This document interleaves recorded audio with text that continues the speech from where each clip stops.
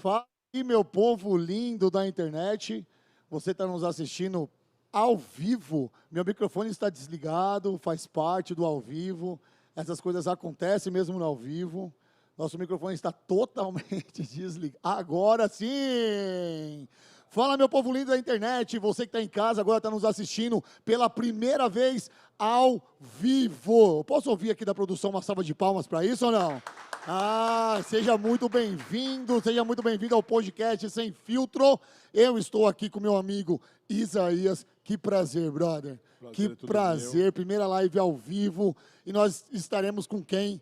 Ninguém mais, ninguém menos do que o gigante, o Big Monster, Cedric McMillan. Aê!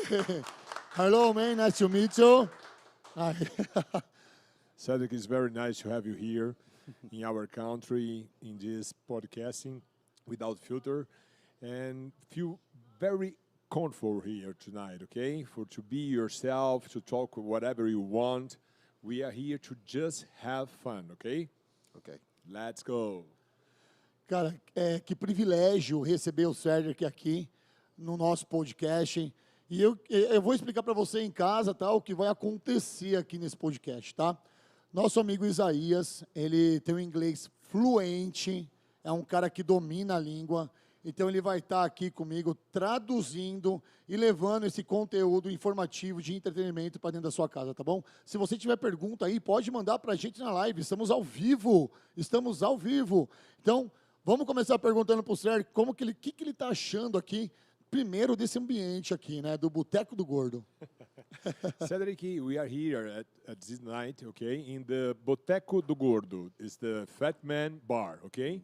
What are you feeling about to be here at this place, for example? Well, first, I thought we were just coming here to eat, and then we were going somewhere else for the podcast. But when I came in the door and I seen all this equipment, I realized that they must have shut down the restaurant for this, you know. But it showed me that the people here at the restaurant support what we're trying to do. And so that made it, you know, very special. The food was... no, you didn't make me feel special. The restaurant made me feel special. The food was really, really good. And so, yeah, I enjoyed that. I went to the bathroom for about 30 minutes. 30 minutes, after that. man. So I'm feeling as fresh as I can to be at 9 p.m. Very good, very good. Well, Vamos lá. Precisa traduzir? Traduz, porque... Sim, é importante a gente eu falar que... entendi 50%, para você que não está entendendo. Mas o Cedric chegou aqui, né, e ele percebeu de cara que era um lugar muito especial, que estava fechado para nós esta noite. Sim. Então ele foi muito bem recebido aqui. A comida disse que era maravilhosa. E disse que ele foi muito bem recebido pelo pessoal do restaurante, não por você. Não Deixou por mim, isso bem cara. claro. A gente já tem um... E que ele, apreciou a comida. Ele foi no banheiro, ficou aproximadamente uns 30 minutos lá. 30 minutos. Mas que ele está feliz de estar aqui, que vamos seguir em frente. Não, que bacana. É porque quando eu conheci ele, eu fui dar um aperto de mão nele. Pega na minha mão aqui. Okay. Aí eu achei que ele fosse apertar muito a minha mão. Aí eu sou homem, né, brother? Eu segurei assim, só que ele tem uma lesão na mão. Aí ele falou, cara, o que esse cara tá achando, cara? Ele tá me amassando aqui. He's talking about the first time that Yeah, I know. you have a injury in your hand. Oh, he did the same thing, too. Okay. At his gym. When I first arrived, we went to his gym. Hello, Cedric. And Hello, Cedric. Yeah, I'm Smack. I'm sorry. Yeah. All of us in Brazil, we are very affectionate Yeah, to people. yeah, you know yeah, that. yeah. We I want to understand. hug, to give your hands, and Yeah, a yeah. lot of emotions. You Yeah, know? it happens on a daily basis. Every day, Yeah. somebody, because they don't know. You know, it's normal handshake. So, you know, every time. You have to I'm hit sorry, your man. left Don't hand. I'm sorry. Give the left hand, everything's fine. Mas, ó, eu quero começar já dando um presente mais do que especial para ele, pra gente selar a paz aqui. Okay. Pra gente selar a paz entre eu e ele aqui. He wants to give you a gift to seal the peace between you and him. É um presente muito importante It's para a mim. very important gift for him Mudou a minha vida that changed his life. Okay. e hoje faz toda a diferença. É o meu presente mais precioso. And today makes all the difference in his life. Okay. So it's É isso. Eu não his sei se most ele- precious gift for you.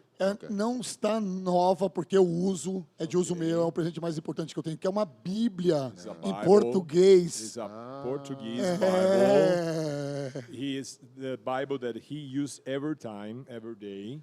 So Really? he's giving you the. Yesterday you got a cross, no? Yes. A very important cross for Yeah. you. I noticed in your Instagram. Yeah. Ele já tinha uma Bíblia em português ou não? No. Não, é a primeira? It's the first, your first Bible in Portuguese, exactly? Yeah. You know, I have a goal to learn Portuguese, so. Ok. Olha. Tem um objetivo de falar português. Motivation. Yeah. Yeah. Que bacana, great, cara. great. Selamos a paz. Now it's the peace No, between no. us. No? You Not can't yet. give me. Tá bom. No, it don't work like that. Yeah, very good. O Cedric falou que não funciona muito bem assim. Não, tudo bem, cara. Só dei pra ele o presente mais importante que eu ganhei na minha vida e que mudou toda a minha vida. Esse presente tá batida, ó. A Bíblia tá batida aí. Eu ganhei do meu amigo Lui, essa Bíblia que fez a diferença. E hoje eu tô passando pra ele. E é isso, cara. Vamos lá, a gente está aqui no Boteco do Gordo. Eu vou fazer alguns jabás aqui. Okay. Eu quero falar do Boteco do Gordo. O GC, o GC vai passar aí. Pergunta se ele gostou da comida do Gordo. Ele já disse que ele amou Já a disse, comida né? do Gordo. Disse que era muito boa a comida. Nós tínhamos um roteiro aqui de trazer algumas comidas de boteco mesmo para ele. Um bolinho de carne seca, uma mandioquinha frita. Mas aí a gente soube que ele está em dieta, o negócio dele está só no arroz e frango, e aí a gente abortou a situação. Sim, é muito importante a gente entender que o Cedric é um atleta profissional do mais alto nível. Sim. Né? E como todo atleta profissional de alto nível, ele está sempre privando-se de certos presentinhos ou privilégios para que ele possa manter-se no caminho do objetivo principal dele. Ok.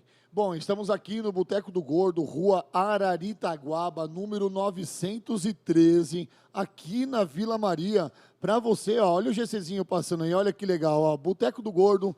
Se você está pensando em comer a melhor feijoada da Zona Norte, vem aqui na quarta-feira, vem aqui no sábado, que você, olha, vai degustar da melhor feijoada da Zona Norte, tá bom? Boteco do Gordo, rua Araritaguaba, número 913, para você. E eu não posso deixar de falar da nossa Black Skull, né, cara, que nos apoia, e agora tem um produto novo. Pega pra mim, por favor, o Bunny Crusher. Bunny Crusher. Olha só, vamos subir as caveirinhas aí, produto totalmente novo. Um sabor incrível, cara, eu bebi... incrível. E, cara, você quer falar? Quer dar o privilégio de falar do Bunny Crusher? Pode, olha aí, ó, cara, que privilégio. Este produto, na verdade, a gente não tem o que falar, tem que fazer vocês experimentarem. Laranja ele fala por com si pimenta. Só. Incrível, foi o sucesso agora da feira, né, do Mr. Olympia. A galera parava lá na degustação, cara, e queria tomar toda hora como se fosse refrigerante. O pessoal maluco, porque gostou muito do sabor. Sim, e porque a pimenta entra no primeiro momento, né? Ela já mexe com todos os sentidos de cara. E, obviamente, é o fato do despertar, né? Sim. Porque o Bunny Crusher, ele trabalha com os neurotransmissores, né? Que são a resposta imediata do nosso cérebro para os nossos músculos e para a nossa concentração. Então, além de ele te trazer uma estamina para o exercício, ele melhora muito o teu foco, a tua atenção. Exatamente. Entendeu? Melhorando muito a sua coordenação. Então, ele traz todo esse resultado específico para qualquer ser humano, não necessariamente para um atleta. Olha ele aí, ó. melhora muito essa parte neurotransmissora. Gente, depois dessa propaganda aqui, o que eu vou fazer com ele? Eu vou colocar ele no kit, que eu vou mandar para vocês aí, totalmente, ó, na faixa, um kit Black Skull com camiseta, um Whey Protein e também um Bunny Crush. Olha só que legal. Vamos subir as caveirinhas, porque tem uma galera que está nos acompanhando desde a primeira feira, desde o IFBB, cara. É mesmo, é uma galera muito fiel e que ama o Cedric e que, ficou muito feliz quando nós anunciamos ele como novo atleta da Black Skull. We are talking, Cedric, about the Black Skull and that you are the new athlete, the international one, and we are showing some products, okay? Yeah, I understand. Yeah, very good, my friend. Inclusive, o Cedric é o garoto propaganda. Você acha que dá resultado? Não, o tamanho da criança. You are the man behind the Bunny Crusher. Quero falar também dos nossos amigos, do Tatuá Praia, que está aí na sua tela também. Eu acho que vai passar um GCzinho do Tatuá Praia. Tatuá Praia, você está pensando em fazer seu esporte funcional, esporte de areia, futevôlei, vôlei de areia. Eu falo futevôlei, eu olho para a cara do Marcelo Bella, eu já começo a rir quando eu falo do futevôlei. É o melhor lugar de São Paulo, uma das melhores quadras do Brasil, ali no Tatuapé. Então, ó, vôlei de praia, futevôlei, né? Funcional, beach tênis, que tá na moda agora, o beach tênis. A galera tá procurando bastante o beach tênis, tá pensando em fazer sua aula, vai lá, o endereço tá passando na sua tela aí, daqui a pouquinho, tá bom? E ó, só para acabar o nosso jabá, nós daqui do Bola de Neve, nós apoiamos um instituto chamado Instituto Forte, que faz um lindo trabalho com moradores de rua, né, recuperando essas pessoas para a sociedade. Não sei se o vídeo está pronto aí, está na tela. Vamos soltar meu amigo Marcinho. Meu pastor, solta aí. Eu sou o pastor Márcio do Bola de Neve de Guarulhos e hoje eu quero te apresentar o Instituto Forte, que está completando 7 anos. São vários projetos, mas em especial o Família Acolhedora, que acolhe em lares de famílias crianças em processo de adoção, e o Reciclando Vidas, que acolhe integralmente pessoas em condição de rua, dando uma chance delas serem ressocializadas. O Instituto Forte precisa de 1000 amigos e a gente quer te chamar para fazer parte desse projeto. Com apenas R$15 por mês, você pode se tornar um amigo forte e ajudar a transformar o futuro dessas pessoas. Vem ser nosso amigo.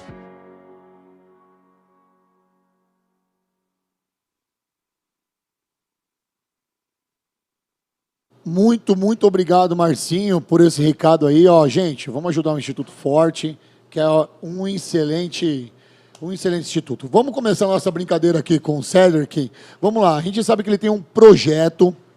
Nós vamos falar sobre muitas coisas aqui nessa live, mas vamos falar primeiro do projeto, o que me chamou muita atenção. Nós vamos começar hoje de trás para frente. Ao invés de eu começar falando da família dele, da esposa e dos filhos, eu quero saber, como que esse gigante idealizou e começou a trabalhar com essas crianças? Bom, primeiramente eu queria dizer, né, que o Cedric, além de ele ser hoje, tem um atleta que representa a Black Skull internacionalmente, ele faz parte de algo muito importante para nós, certo, que é o Black Skull Motoclube. Ele Nós faz parte ele também, faz ganhou parte. um colete, né? Ele foi escudado Isso. E agora ele faz parte como um membro do nosso motoclube. O nosso motoclube ele tem a principal intenção, entendeu? De fazer um trabalho filantrópico, levando muito amor, acolhimento e recursos para idosos, crianças e mais projetos sociais que a gente possa ter. Né? Olha que legal. E como isso, cara, a gente sabe que o Cedric ele tem também já essa pegada, entendeu? Por si só, você vê como a vida coloca a gente, as pessoas certas, no lugar certo e na hora certa, com relação ao trabalho que ele faz com as crianças. É isso que eu vou perguntar então para ele agora. Tem tudo a ver, né? Que ótimo isso. Só uma perguntinha. Ele andou de moto aqui? Não, ele não conseguiu andar de moto porque, na verdade, todos nós temos Harley Davidsons. E eu precisava ter providenciado para ele uma Hayabusa. Então, na próxima vez que ele vier, it's going to be a Hayabusa waiting for you, okay? I promise that. Okay. Então, Cedric, you are now a member of Black School family and a member of the Black School MC, that's Motor Club, you know? And we have the intention to do the things as you do with the kids in your country. Could you please talk a little about your program with the kids? Yeah. Before I answer your question, if you could please translate for me, because I want to say thank you to a few people because I hope they're watching. Ok. All weekend. Okay, go ahead. Just a moment. Yeah. O Cedric, antes dele falar sobre o projeto social dele, ele gostaria de, porque tem algumas pessoas muito importantes para ele que estão assistindo a live. Nossa, que top. Então, ele quer agradecer especificamente algumas pessoas. Okay. Before I even arrived to Sao Paulo, all of a sudden I get my name is tagged. What is this on Instagram? People that I don't know that are posting pictures of me, right? Cedric is coming to Sao Paulo. Okay, this must be the athletes, that work for Black Skull. It's normal. But when I arrived, when I went to the booth,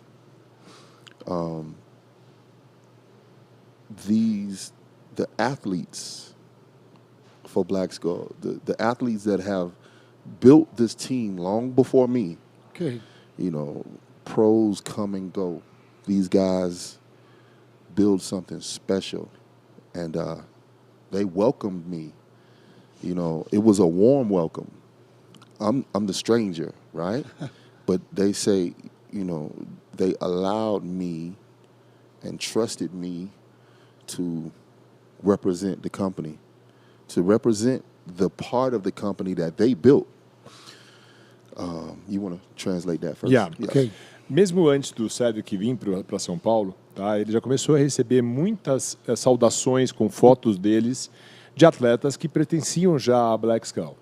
E aí, quando ele chegou aqui, entendeu? Esses atletas receberam ele de uma forma tão calorosa, tão amorosa, entendeu? De uma empresa que ele era um estranho agora, mas que ele se sentiu tão parte, né, de uma empresa que estes caras, entendeu? Esses atletas que pertencem a um time da Black Skull construíram, né? Então ele se sentiu muito acolhido, ele se sentiu muito feliz, muito valorizado de pertencer a este time. Please, continue. Okay. Yeah, working at a booth, you know, at an expo for many hours, it can become very difficult for me, physically, emotionally, mentally as well. I have, you know, anxiety issues and stuff, and so when I'm at this booth and, you know, first of all, I arrive hours after all of these other athletes. They're there working, taking care of all of these fans at the expo long before I arrive. And when I arrive, they welcome me and here, Cedric, come, you know? And so now I'm here and the fans, and they step back, and now they are supporting me. They're protecting me.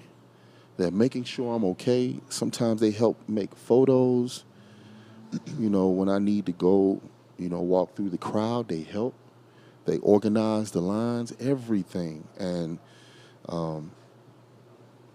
it is something that I wanted to make sure to discuss as my way of saying thank you to them.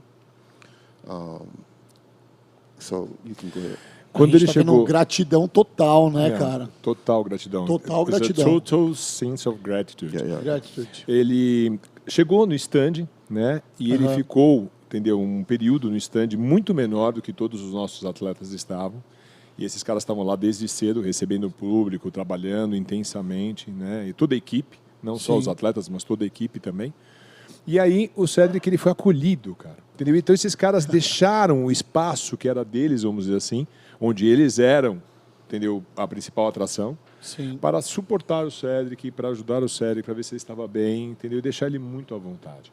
Então ele faz questão de, neste momento, na live, agradecer, entendeu, do fundo do coração dele, todos esses atletas, entendeu, e todas as pessoas que deram esse suporte para ele.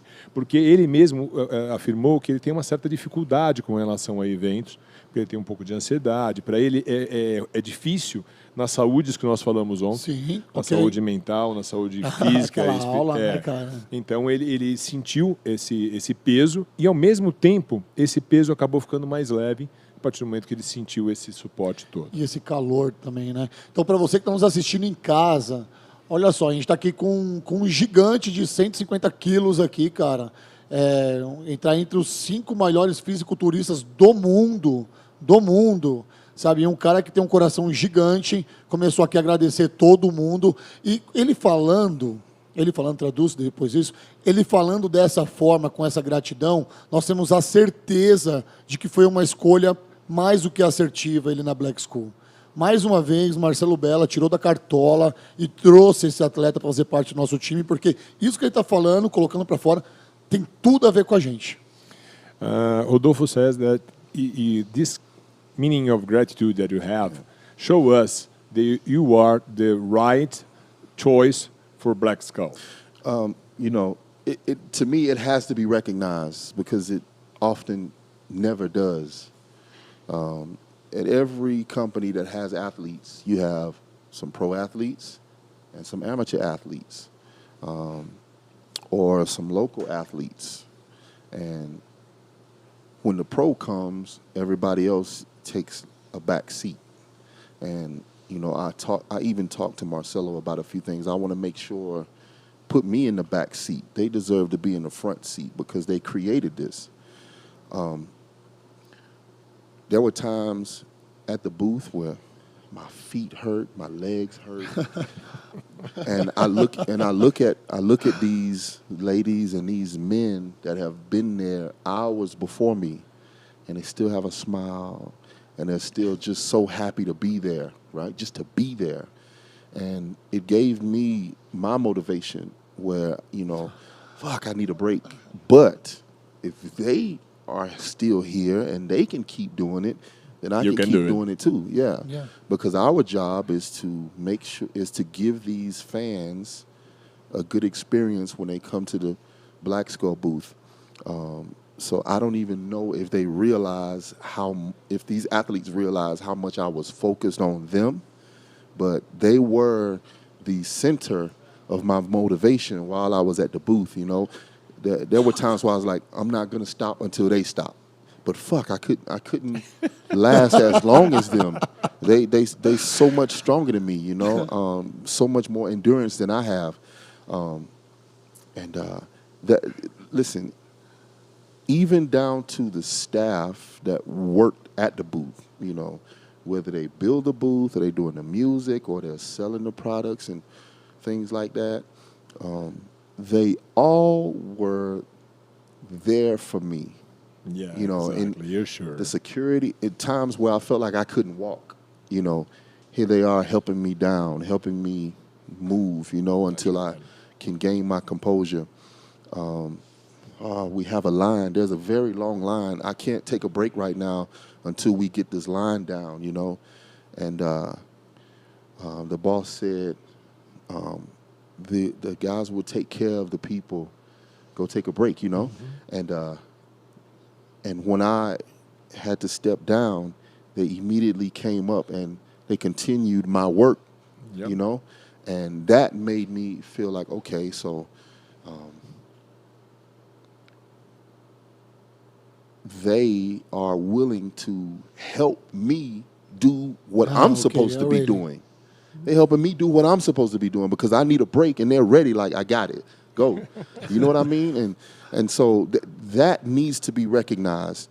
The ladies that were there smiling, you know, a lot of times they would, you know, want to take funny pictures with me and stuff like this. You're like this, partner. But this kept me feeling good.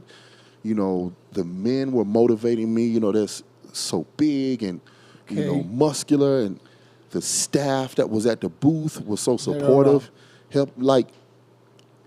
I really can't explain it. I just want to make sure that all of those people get recognized and make sure that they know that I really appreciate them.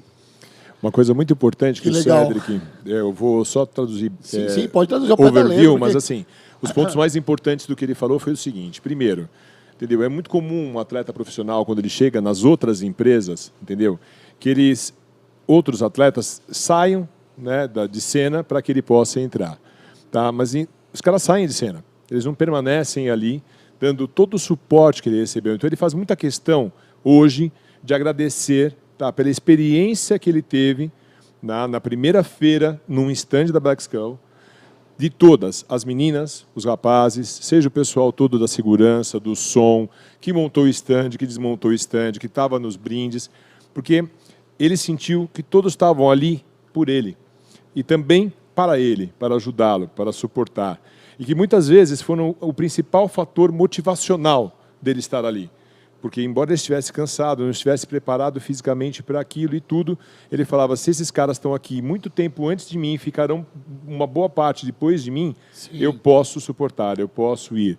E o carinho das meninas, dando beijinho, sempre elogiando ele, falando que, entendeu, ele era o máximo, isso foi extremamente motivador. Então, ele faz questão, ele quer começar este encontro nosso aqui, deixando bem claro que ele é muito grato a todos e que ele reconhece cada um que esteve presente dando suporte para o nosso trabalho ter sido um sucesso. Então você que é um colaborador da Black Skull agora, está nos assistindo aí em casa, no seu celular, no conforto do seu lar, aí no seu sofá, na sua cama, olha só, chegou mais um para o nosso time, chegou o cara para o nosso time, e como todos que fazem parte desse grupo, ele já abraçou. Ele já veio vestindo a camisa e já mostra uma enorme gratidão, sabe? E isso é muito bom para a gente, tá? E o que ele está falando já transpareceu para as pessoas, porque o público que está assistindo a nossa live já começou a segui-lo e já viu como ele é querido, porque ele atendeu todo mundo sem restrição. Então a gente está recebendo muitos elogios do público consumidor da Black School. Isso é muito legal. Cedric, we are very proud to have you in our team. You know, you have more followers from Brazil in your Instagram and your social media. Okay, YouTube. Because you belong. Okay. You belong. You deserve to be here, and we are joining force together. Okay, Yeah. It's very important, you know. You know, to go back to your original question about your the motorcycle club, and, Yeah. you know, so first of all, I wasn't expecting it at all. I know before I arrived, me and, you know, the bosses talked on the phone about, oh, you can come ride with us, and, you know, I don't ride Harleys. You told me. Yeah, I say, I got if I'll save my money and buy a sport bike to ship to Brazil one day, maybe. And then I thought about it. The traffic here is horrible. I don't want to ride a motorcycle in Brazil. In Brazil? You know, but they say bring your helmet anyway. I didn't bring my helmet because I didn't want to have to ride. But I wasn't expecting for them to welcome me as a member of the club.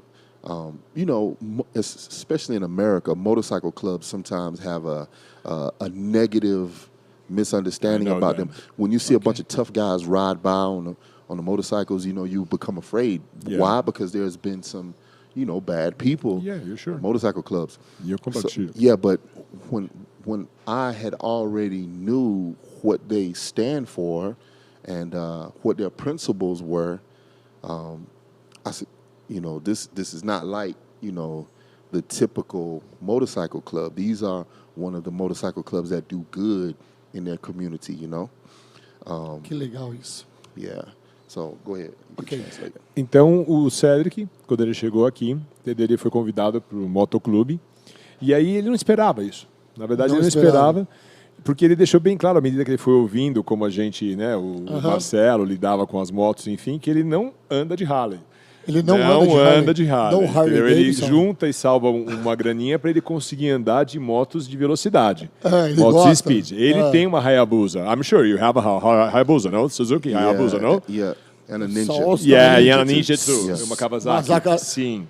Então ele tem duas motos esportivas, né? E ele falou que não vai trazer o capacete dele para o Brasil, porque ele não quer andar de moto aqui, porque o trânsito é terrível. Né? E que quando ele recebeu esse convite para o motoclube, para ele traz aquele estereótipo e o estigma dos motoclubes da América, né? Que normalmente são malfeitores, são bad boys, né? E que não fazem um trabalho como o que nós fazemos aqui, quando o nosso propósito é, através da motocicleta, a gente levar o bem. É a gente proteger também as pessoas. Tá? Um projeto que a gente tem com o motoclube, por exemplo, é trabalhar também com o bullying infantil nas escolas, então a gente poder chegar com as motos e ver quem está sofrendo bullying e falar que nós somos amigos, né, daquela pessoa que sofre bullying. Enfim, N outros projetos que a gente já está fazendo e pretende muito fazer, entendeu? Por uma iniciativa muito grande do Marcelo, com a bênção, tá, dos pastores da Bola de Neve, e a gente está fazendo esse trabalho muito importante. Então, que ele se sentiu agraciado por isso. Né, que para ele foi uma grande surpresa quando ele entendeu o propósito do nosso motoclube. Go ahead.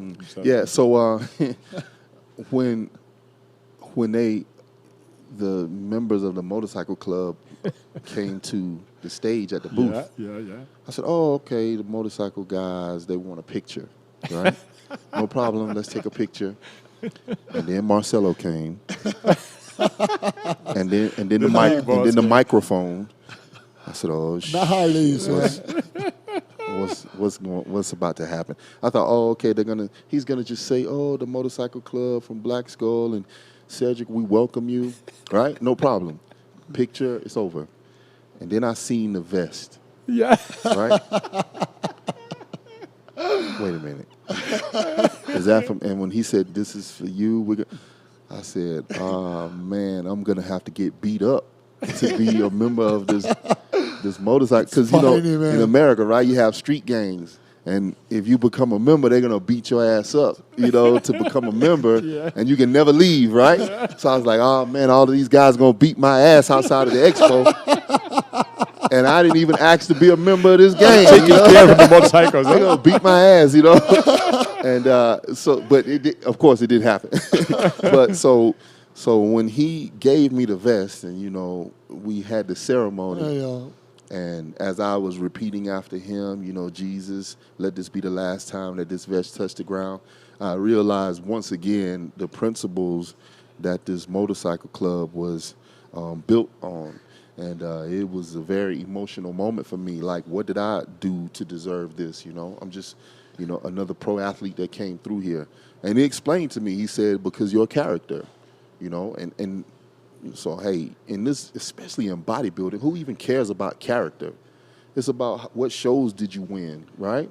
And for him to be interested or to even notice my character and to see that as something worthy of being something that is a part of his personal life, because this motorcycle club ain't got nothing to do with the business. Yeah. For him to say, I want you to be a part of this in my personal life, you know, it made it, like I said, it was emotional for me, you know? So, yeah, I was still a little worried that I might get beat up afterwards. But so far, I didn't get beat up yet, so I think I'm okay. But I will say this. We got to talk Marcelo into creating a sport bike chapter in the motorcycle club. Okay. For everybody that don't ride Harleys. Because I'm going to look real funny if you got all these Harleys riding by, and then here I come in, you know, it ain't even going to look right. You're sure, man. Yeah. So we got to get a bunch of classic physique and, you know, men's physique. You know what I'm saying? We got to get a bunch of little guys on some sport bikes ride together. Yeah, you're sure, my friend. Carol, pra quem achou que o homem não ia se soltar aqui e não dar risada, ele contou várias histórias engraçadas. Cara, que delícia. Fala, traduz. Você que... Então, vamos complementar uma coisa, as coisas engraçadas, né? Justamente da percepção do Cedric, por exemplo. Ele estava na feira, então, aí começaram a chegar os nossos membros do motoclube, todos eles de colete, né? Sim. E aí ele pensou assim, pô, lá vem os caras de colete no motoclube e acho que eles querem tirar mais uma foto comigo, né? E aí os caras foram se juntando perto dele. Ele achou que ia só uma fotinho e acabou. Aí, de repente, veio o Marcelo, entendeu? E apresenta o motoclube da forma que ele é concebido, né, com um propósito claro e real do que é o nosso motoclube, entendeu? E faz uma cerimônia de entrega do colete do Cedric como um membro, entendeu? E ele percebeu que, putz, cara, e agora? Como é que eu escapo dessa, uma vez que, entendeu? Eu não quero fazer parte de um motoclube que os caras vão mandar eu ficar, puta, piece my ass. Ou tipo, né, vamos fazer a conta da moto. Porque tem uma série de regras, isso é verdade, gente, nos motoclubes do mundo inteiro, entendeu? Que seguem uma série de políticas, muitas vezes machistas até, com relação à posição, entendeu? Homem-máquina, né? E a nossa proposta, a nossa pegada não tem nada disso, cara. A moto é uma paixão de todos os integrantes nossos, né? E por isso que eu até prometo pro Cedric que a gente vai ter a divisão das motos, que não é só as Harley Davidson. Porque a moto é um meio de expressão, né, da nossa liberdade, da nossa alegria, né, que traz muito conforto. Então, que ele ficou muito surpreendido, né? E aquilo, quando ele entendeu exatamente o propósito, tá? Não só do evento da entrega do colete, mas também o que tinha por trás da filosofia e da intenção do nosso motoclube, foi um momento muito emotivo para ele, né? Sim. E ele coloca muito bem, assim, cara, que ele entendeu a questão da caridade no nosso meio. E que para ele, porra, um atleta profissional, a grande maioria das vezes, não tem nada a ver com caridade, né? As pessoas até podem fazer alguma coisa nesse sentido na sua vida pessoal, mas não é explorado isso por empresas ou pelo mercado de suplementos, né? Opa, aí é um ponto que a gente vai desenvolver. olha o que ele falou e o que você traduziu aqui, ou são palavras praticamente suas também, que ele não falou nesse jeito, né? Os grandes atletas do bodybuilding, assim, não tem esse lance, né? É difícil ver uma empresa que traz isso, essa filosofia com tudo. Por isso que ele se chocou. Não está em primeiro plano, foi o que ele quis dizer. Sim, não está declarado de cara esse tipo de aí, ação. O homem chega, não teve nem pergunta. Não teve uma pergunta, oh, você quer fazer parte? Sim. É Marcelo Bella, né, velho? Mas ele já chegou com o colete e falou, toma o colete pra você. Ele, oh my God. O Marcelo, ele funciona muitas vezes para nós como Deus é na nossa vida, né? Sim. Ele entende a nossa missão dentro do conjunto. Tanto é que ele, quando ele criou o motoclube, ele deu para cada pessoa um colete com um nome do que significava para ele, entendeu? O integrante. Sim. Como se fosse algo assim, Isaías, ou seja quem for, entendeu? Beto, não importa. Segue este propósito do qual, entendeu? Eu sou o veículo de Deus, entendeu? Te colocando no caminho do bem. Okay. Né? Então, quando ele vem, entendeu? Ele não tem uma maneira impositiva quando a gente se coloca na posição de entender que ele é um veículo canalizador da nossa missão quando a gente está coletivo. E principalmente dentro da nossa empresa. Exatamente. Bom, ele tem mais algum agradecimento? Eu quero perguntar um pouco da infância dele. A gente vai começar... Cedric, do you have more thank you somebody, or you can talk about your kids? Yeah, so you mean my children or the kids? No, the kids that you support. Oh, yeah. So 2017, it actually started 2016. My son said he wanted to play basketball. And in my city, you know, we have a recreational league for kids. The businesses, they sponsor money to have a team, you know, for advertisement. The kids play for maybe 6 weeks, 8 weeks. My son wanted to play. He knew nothing about basketball. I knew nothing about basketball. I sucked, right? But I was trying to, you know, I Google and try to learn skills to teach him. And so I went to the rec center and asked if me and my son could practice there. I said, yeah, you can. You know, we had to pay some money for the space. So while me and him is there practicing and I'm trying to teach him some of the skills, there were other kids at the recreation department. What are they doing? They're just waiting on somebody to come pick them up. After school, they have nowhere to go, so they go to the rec department until their mom gets home from work or something, and they bring them. So, you know, little boys kept walking up to me, what are y'all doing? I said, I'm just teaching my son some basketball, you know. Oh, okay. Then, you know, they watch and not say nothing.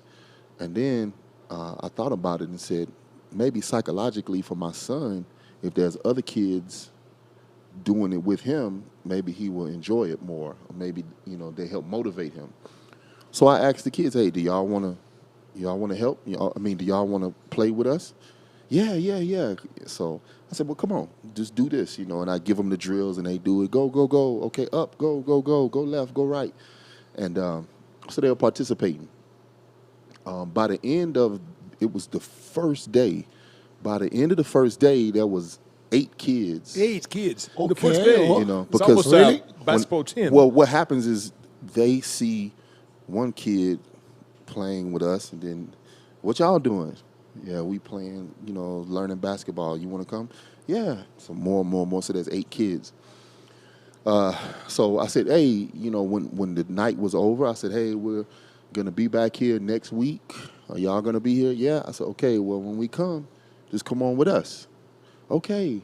And as their moms came to pick them up, I, you know, talked to the mom, hey, do you mind if your son does this? And I get the parents' phone numbers. Yeah, no problem. No problem. So the next week, there was 12 kids. Like, just, what? Okay. And then the rec department says, you can't have the space because we didn't do the schedule right. So you can't have the space tonight. We have 12 kids here, you know, what are we going to do? I had a friend that, you know, he knew someone at the local school. He made a phone call. He says, yeah, come on. So we packed the kids up. We took them to the school. And we practiced there. The third week, there was 20 kids. You know, the parents, the phone numbers, the parents tell the other parents, these men are doing this and blah, blah, blah. And it just kept growing. Okay. So I was like, man, I only got one basketball, right? So I got to go buy some more basketballs. That's how it was. So now I got 10 basketballs and 20 kids, and my friend was helping me. We coaching, and it kept growing from there. You can translate that first. Ok. Muito bem. Que É lindo incrível, esse projeto, hein? cara. Que Começou, incrível. na verdade, em 2016, quando o filho dele queria jogar basquetebol. E o filho não entendia nada de basquete, e muito menos o Cedric. Não entendia nada de basquete. Mas eles têm, na região que eles moram, um centro de recreativo. Era o Isaac? What's the name of your son? That it was... Seven. Ok. Então, eles têm na região que eles moram um centro recreacional, né? Que você pode pagar uma taxinha para você poder usar a quadra lá. Então, ele foi estudar alguns tutoriais na internet de como ensinar basquete para o filho dele. Quando eles foram para essa quadra, eu estava lá com o filho dele, tentando ensinar ele a fazer, tinha algumas crianças que estavam ali em volta, observando o que ele estava fazendo com o filho dele. Entendeu? E o filho dele se sentiu mais confortável, achou que ele ia se sentir mais motivado se as crianças que estavam ali assistindo participassem, né? Porque eles perguntaram o que vocês estão fazendo. Pá.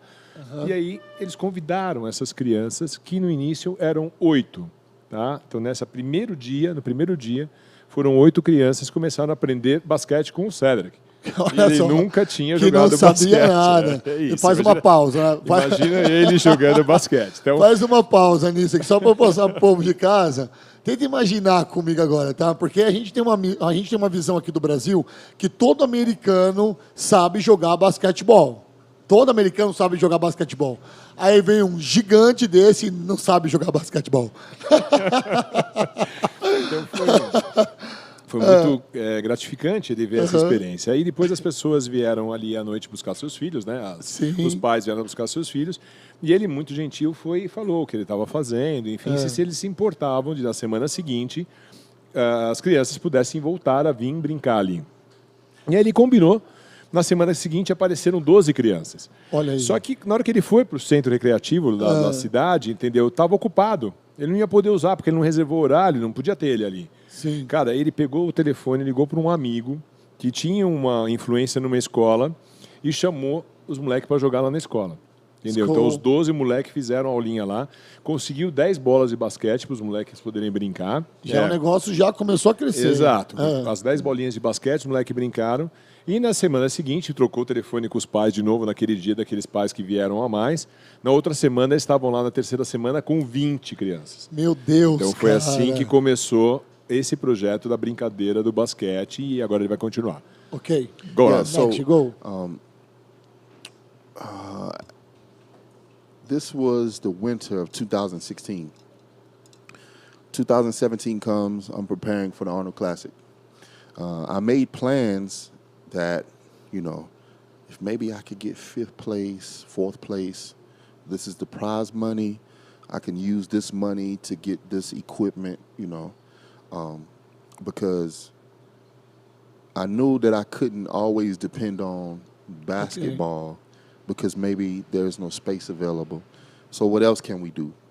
And also, when you think about the psychology of a human, when you train them, if I'm teaching a child how to play basketball, for example, it brings out certain parts of their character in order to learn the skill.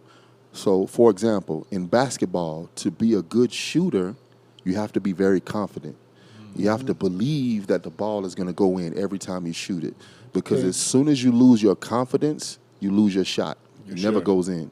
So you have to, even if it don't go in, you have to believe I'll get the next one, Believe. Yeah, so well, if I teach a child how to fish, a child has to have patience in order to be a fisherman. because all you can do is wait. You are working Velos. No fish biting, but you have to believe the fish is there, and eventually they will bite. I need patience for that. Sure. If we teach a child boxing or wrestling, they have to develop mental toughness. I got hit in the face, but the fight is not over. I have to be tough to keep going. Or we're wrestling, and this kid has me on my back, but it's not over. I have to keep going, you know. So we develop different parts of a child's character as we teach them different skills. Pretty sure. But in whether it's sports and also academics. So... uma coisa... Fala. Não, pode falar que é muito... Segue. Eu vou fazer depois o comentário. Então, o que aconteceu então em 2017, né? Ele queria continuar com esse projeto, muito, e ele estava se preparando para o Arnold Classic, o qual ele foi campeão. Só que naquela ocasião ele ainda não sabia que ele ia ser campeão, e ele pensou assim, se eu pegar quarto, quinto lugar, eu vou ele colocou isso como uma intenção, tá? Eu vou destinar esse dinheiro para que eu possa comprar equipamento, para que eu possa reservar num lugar, porque nem sempre um lugar pode estar disponível para essas crianças. E quando o que ele frisou aqui que é muito importante, gente, isso no espírito esportivo, né? O que significa o espírito esportivo para um jovem na formação do caráter. Isso foi dito pelo Cedric, tá? Quando você trabalha com o esporte, você está trabalhando com uma criança, na época, 7 anos, né? É a época da formação do caráter de uma criança, o esporte ele traz valores. Então imagina uma criança, no caso, que estava praticando basquetebol, né? Quando ele vai fazer um arremesso, entendeu? Ele tem que estar muito confiante com aquilo, senão ele vai errar, entendeu? Ele nunca vai ter. Então ele precisa estar confiando naquilo, né? Se o cara vai para o boxe, se ele vai para qualquer outro tipo de esporte, sempre vai desenvolver valores fundamentais, entendeu? Para a formação da estrutura do caráter dessa pessoa. É o que a gente gosta muito de falar, né? Sim. Pelo esporte a gente foge completamente das drogas. Exatamente. A gente não tem... O esporte salva vidas. Quem pratica, exatamente, não se suicida, entendeu? Não cai em depressão. Então o Cedric está muito alinhado com esses valores, né? Então por isso que ele quis... Go ahead. So what my goal was is to get as much different equipment as I could to be able to teach the basics of as many different sports as I could, as well as, you know, books. I don't know if you have a word for dictionary here, encyclopedia. Yeah, because sports encyclopedia. we're taking care of the sports, but some of these kids can't read, and they're in 5th grade, 6th grade. You can't read? You know, okay, we have to work on this too, you know? Okay. So I need to calculate this money. What can I get? You know, I already have everything planned out. And when I won the show, this was $120,000. So I wasn't expecting that, but it's a blessing because now I can do more. So I took the $120,000 and put it to the program. I was able to buy a bus because some of the kids don't have transportation. I was able to get all the sports equipment I needed for anything. I was able to get books and all of this stuff, and storage space to keep everything in. I was able to buy uniforms for the kids. Oh, okay, uniform. Yeah. So my favorite color is black, and so I got black uniforms. I designed a logo. So these the kids' jerseys had numbers on them. So no matter what sport you play, this is your number, right? And so all of the kids we had summer uniforms and winter uniforms for them, because a uniform for a child is something that makes them feel proud. Mm-hmm. I'm a member of this, it makes them feel special. Yeah, and that was a very big expense, but it allowed me the chance to be able to do that, with that money. And I was able to support that program from the Arnold Classic winnings for 2 years, with buying what was necessary. Because, if I buy all of this baseball equipment, I don't have to buy it again. It's there, So for 2 years, I was able to keep it going with that money. So I know for sure that if I hadn't won the Arnold Classic, that I wouldn't have been able to make the program grow the way it did. I wouldn't have been able to support it.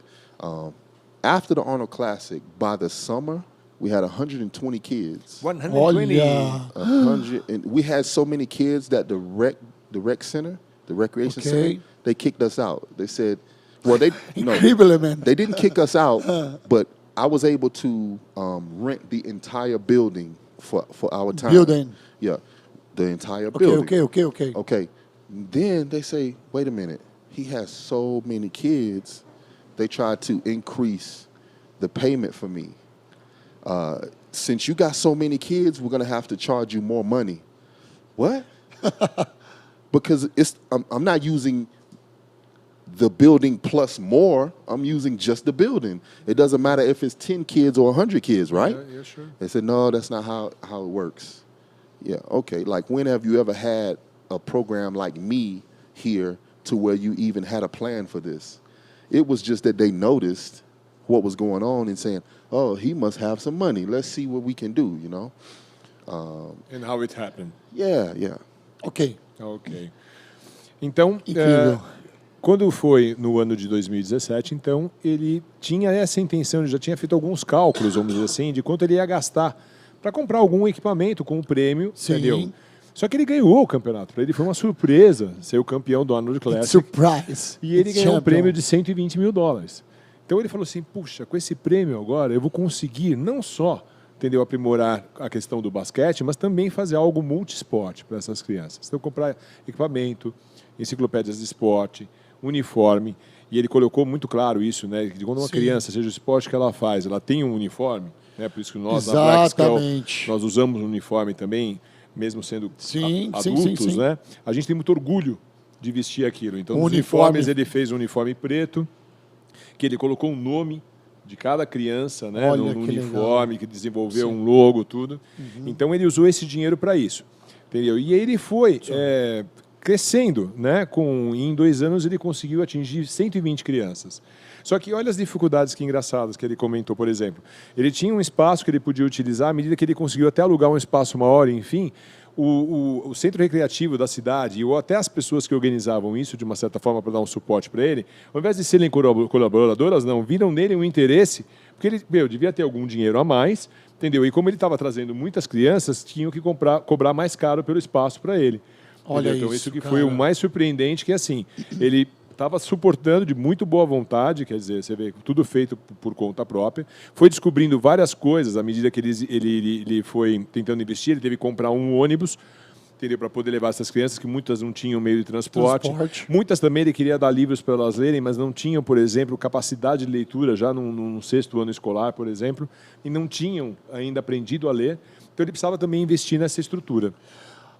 Que legal tudo isso que o Cedric está falando aqui, porque a gente tem uma visão aqui, nós como brasileiros, que tudo funciona às mil maravilhas lá fora, né? Principalmente na América.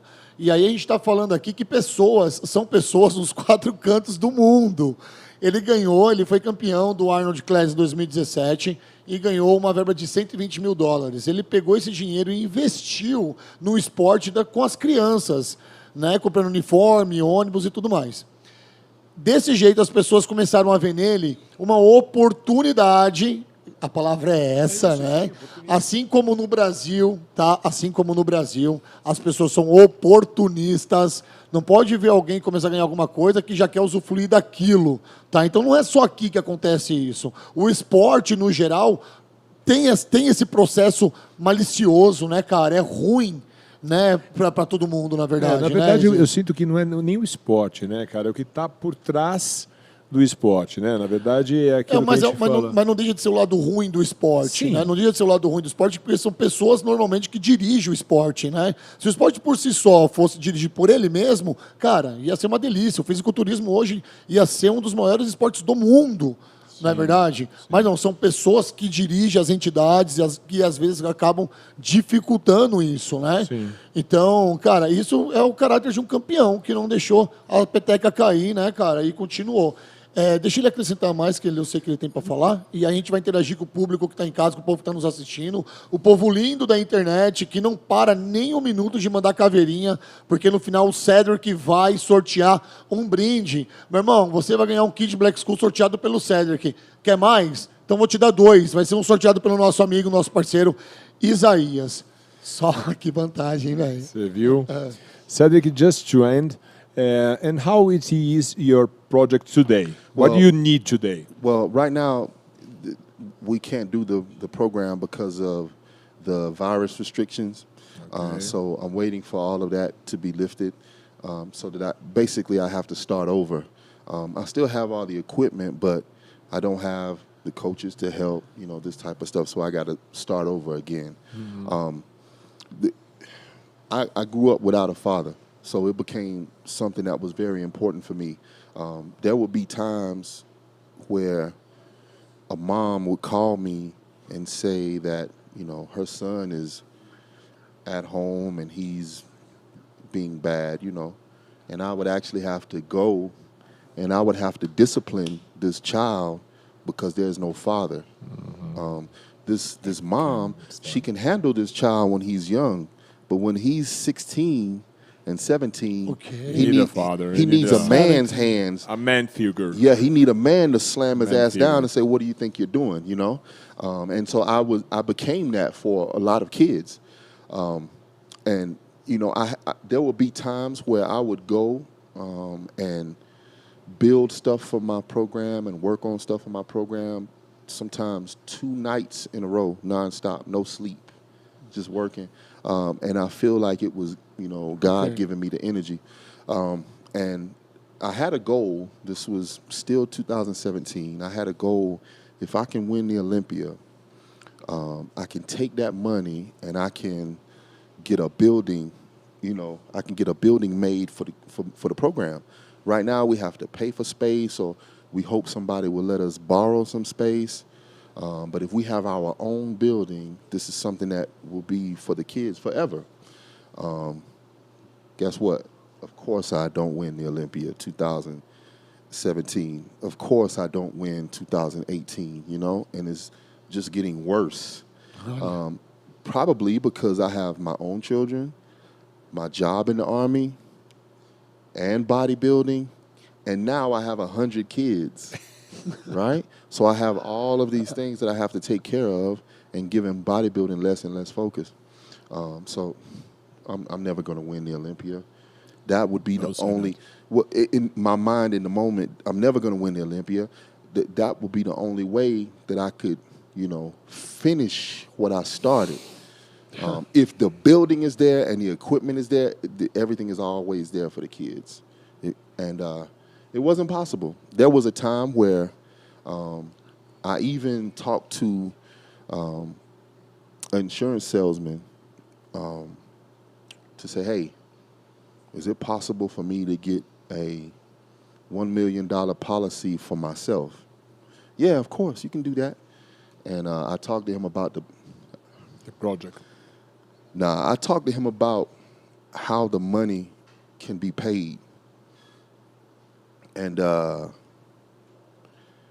wanted to create a plan where if I die, then there will be somebody ready to get the $1 million and make the building for the kids.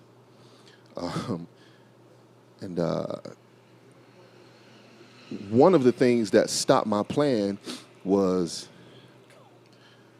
they don't pay insurance for suicide. That's not going to work, That was a plan for me at one time. So I was talking to a friend of mine, like, how can I do this, Because it's going to take 20 years for me to die, What can happen to make this work, Maybe I could just, have somebody take me out, man. Maybe I can make it look like a car accident, and just hit this tree, You really think about that? I was really, really willing to sacrifice my life for this. And he told me, he said, listen, if you are not here, this program won't be what it is. Of course. It needs you. And not only that, but energy. You're willing to sacrifice yourself for these 100 kids, but what about your 4 kids? Because the program is not going to replace you for them. Yeah. And you're right. We can try to get some donations and we can try to do this and that to raise the money. And usually the only money that will be raised is money that I would go and do guest appearances and make, until it was just obvious that nobody in my city, nobody in my area believes in this vision as much as I do. So, you know, and still to this day, I wish that I was able to create, you know, this building and, you know, and have this special thing for them. But, yeah, I don't know. I think maybe the virus helped because it took me out of it enough to think and, you know, I don't know, because I was at a point where I was willing to sacrifice my life for it. I can understand. Well, if you, I need to give you advice. Please send to the universe this wish. Send today with us to the universe this wish. Yes. And we are sure that you're gonna got it. We are sure. But it has to be very real, this wish, and send to the universe. Okay? I will translate everything that you said, okay? Vamos lá. Duro, porque isso aqui vai emocionar um pouco todos nós, já me emocionou aqui. Ele já se emocionou muito aqui. Emocionou muito a mim também. Então, cara... quando o princípio, o propósito e o desejo de alguém é por um bem maior. Né? O Cedric agora acabou de me dar um exemplo de quando a gente deseja algo pelo bem maior, como a gente quer realizar isso a todo custo. Então, o que aconteceu naquele ano? Né? Na verdade, eu estava falando sobre a dificuldade e até o oportunismo das pessoas com relação ao que aconteceu do crescimento dele através da vitória do Arnold Classic. Ele achava que se ele ganhasse o Olympia daquele ano, ele ia conseguir comprar um prédio, né? Para poder tornar aquele projeto real sem depender de mais ninguém.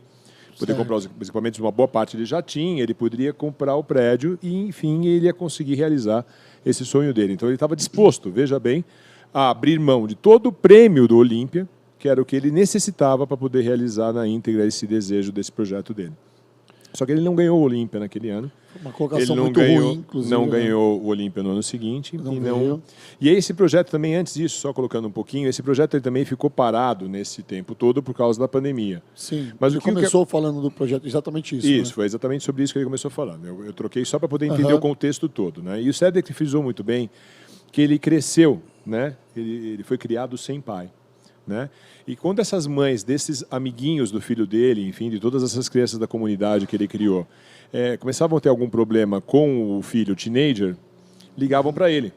Então ele passou de um propósito que ele tinha anteriormente de cuidar das crianças através do esporte, como não estava rolando o esporte, ele tinha que dar esse suporte na família. Como pai mesmo, isso, né, cara? trazendo para essa criança a figura masculina. Exatamente. Né? Nessa intenção que ele tinha. Que forma o caráter de opinião, né? Sim, mas você percebe como há um altruísmo muito grande neste ser, né? Sim. Ele não é só grande por fora, ele é muito grande por dentro nas intenções.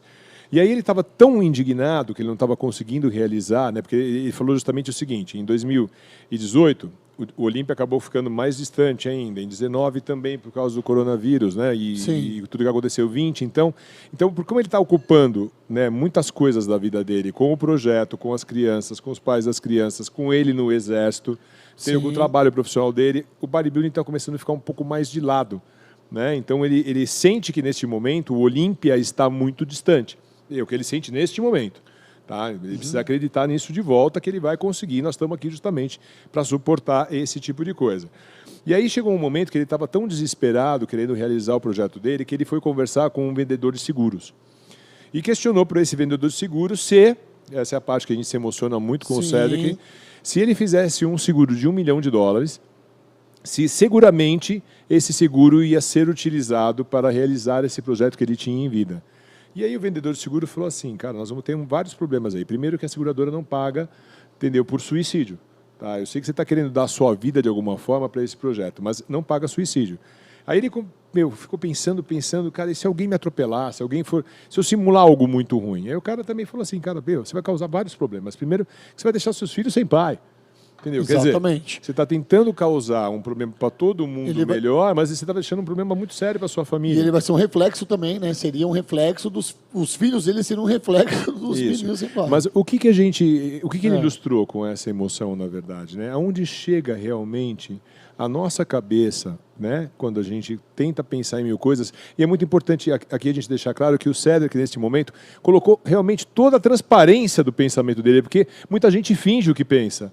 E quanta coisa a gente pensa que parece loucura, mas a gente pensa. Exatamente. E fica nesse pensamento muitos dias. E não coloca para fora, né? Exato. Não divide, né? Entendeu? É quando a gente falou um pouquinho sobre a saúde mental nossa. Sim. Né? Quando ela desequilibra, como todo o resto desequilibra. Né? Exatamente. Então eu acho que nós temos também aqui internamente na empresa essa missão também de fortalecer o Cedric para que ele consiga ter essa força em todas as saúdes dele, para que ele consiga se dedicar muito forte ao treinamento dele de novo, para que ele possa tentar conquistar o Arnold no ano que vem, tentar realmente ir para o Olympia, porque ele precisa jogar para o universo esse desejo, que foi o conselho que eu dei para ele, de a gente lançar hoje, nesta noite, este desejo para o universo, e que todos nós nos unamos na fé, para que a gente possa realizar esse projeto tão digno e tão importante que ele tem na vida dele.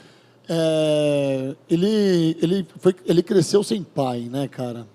Mas físico, né? Porque ele tem o maior pai de todos, que é Jesus Cristo. E Jesus Cristo, olhando para ele, para essa figura, sabe, para essa montanha de músculos, enxerga o coração dele.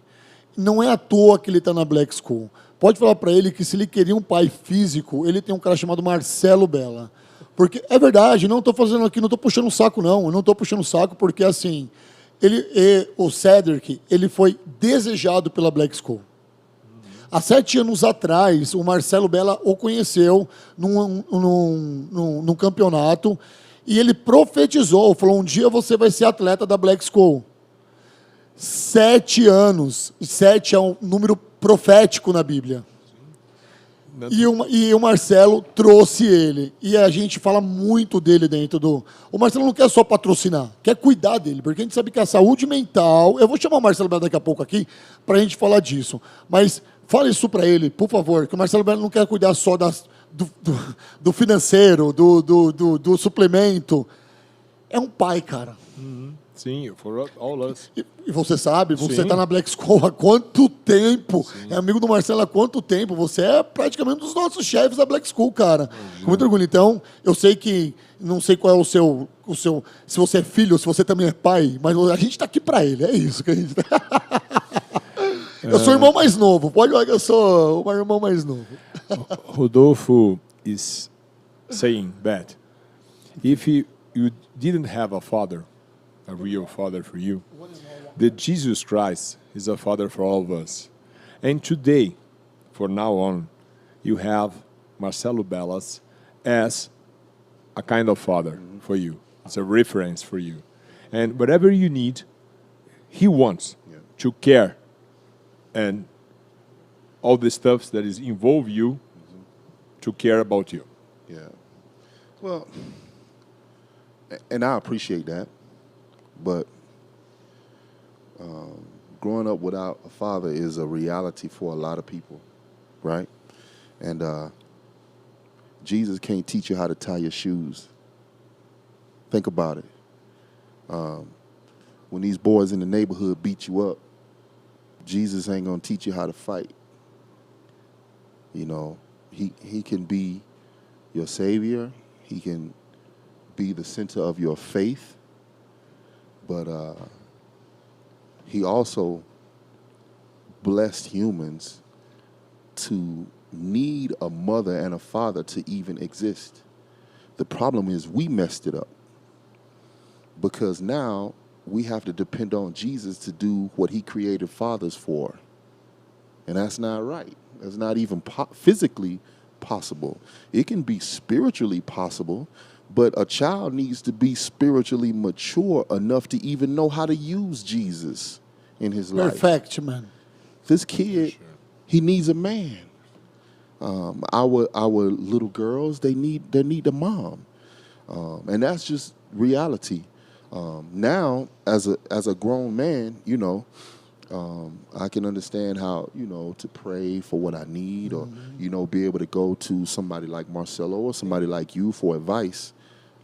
But the truth is, there's a real big problem in community. Yeah, I know that. You're sure. And, when Marcelo told me that he wants to, do some stuff for the children here in Brazil, at the orphanage and places like that, I thought that was a very good thing, because let's think about it. It's a lot of businesses and a lot of very rich people that use their money for other things. Because who cares about these kids that you never have to see? Who cares?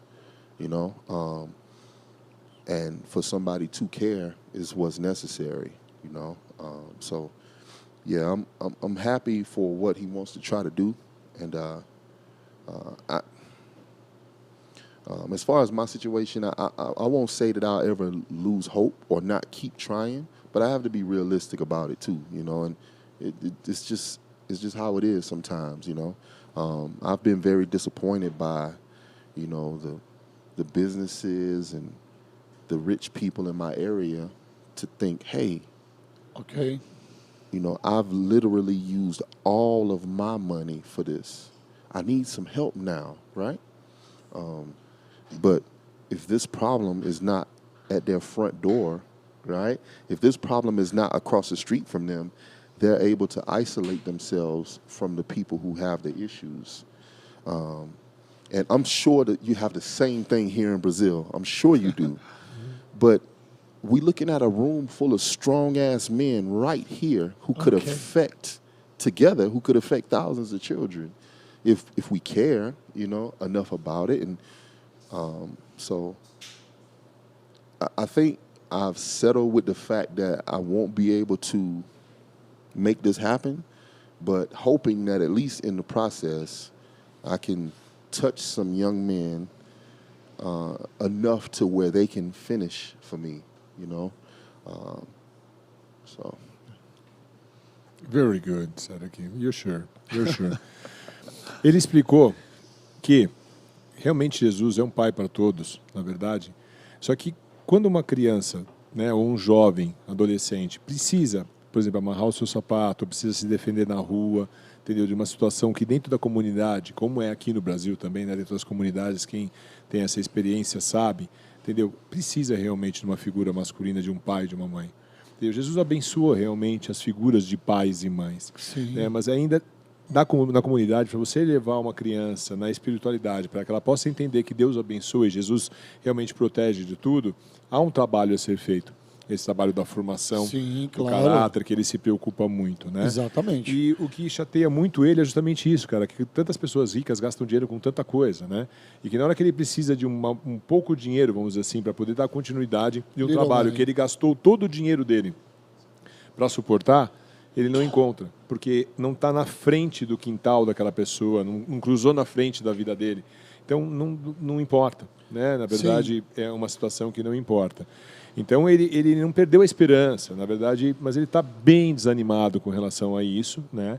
Ele quer ganhar forças para continuar, pelo menos, esse projeto, e que, para poucos jovens, ele ainda consiga dar esse suporte necessário dessa figura, entendeu? Que é o pai, vamos dizer assim, para essas crianças na sua formação. Bom, nós temos um roteiro aqui, que é um pré-criado, posso dizer assim, que é um roteiro prévio, mas aí a gente deixa o nosso convidado à vontade e a gente não esperava, talvez, que ele fosse abrir o coração dessa maneira. Pois é. Né? O Cedric... Marcelo já esperava, né? O Marcelo Bella já tinha cantado a bola que isso seria a alma do nossa live. Então, eu fiz uma pergunta para ele, para você que está nos assistindo em casa e assistiu a nossa live agora, a última do Mr. Olympia 2021, que aconteceu esse final de semana, quando nós entrevistamos ali o Cedric, foi uma curta entrevista, eu fiz uma pergunta para ele sobre o colar dele, né, e o significado. E antes mesmo dele responder, ele já se emocionou e começou a chorar. Então, tem um significado muito importante. Então, ali, naquele momento, a gente já sentiu que ele era um atleta diferenciado, que ele não queria só falar das competições, lesões, o que toma, o que deixa de tomar, que é que talvez o que a massa toda está esperando. né? A gente está mostrando aqui o homem por trás dos músculos. Exato, É um exato. ser humano. Assim como a gente traz, por exemplo, um policial, tem um homem dentro daquela farda, né? Então, se você em casa tá esperando, as perguntas estão surgindo, tá bom, gente? A gente está deixando ele à vontade para ele falar aqui e diz para ele que se ele queria uma motivação, agora ele tem. Porque ele prometeu para a gente na live que ele vai disputar o Arnold Class 2022 aqui no Brasil e ele prometeu que ia trazer o troféu para Black Skull. Pergunta se está de pé aí, se essa é a motivação que ele precisa. Aí. Okay. Rodolfo is telling that now you have a motivation. That you said that you're going to compete on Arnold Classic Brazil 2022, and you now has to be the champion, okay? So you need the motivation. You have to bring the trophy to Black Skull. I need a motivation. It's a goal that I set for myself to be able to represent the company at an event like that, and also to be able to bring a championship from South America back to the people of the company. I talked to Marcelo today about it, and you know, the people, like today we were in the factory where they make the products, package everything, and these people that work in that part of the company, who knows? You never see them. They never get talked about, but the company wouldn't even be possible without them. The salespeople, they're always on the phone. Everybody knows the salespeople. Nobody knows the people that are downstairs working so that somebody like me can flex muscles and shake. So I want to be able to represent those people, let them know that I'm representing them, and then to be able to give something that I can share with them for all of their hard work in creating and maintaining this company. So it's on a whole nother level for me. This ain't, you know, for the money that I can make at the show. This ain't, you know, for the prestige that I can get from the show. This is something that I want to try to do for them, you know. And, you know, motivation comes from different things for different people. And if there was no money in pro bodybuilding, I would still do it because I enjoy it. But the opportunity to make some money or to represent people that never get noticed, that's very special to me. So, yeah, I want to be able to do it for a lot of reasons, you know, to represent. Listen, there was like 100 people today that never knew me that were clapping for me and saying, welcome. Why? You know, and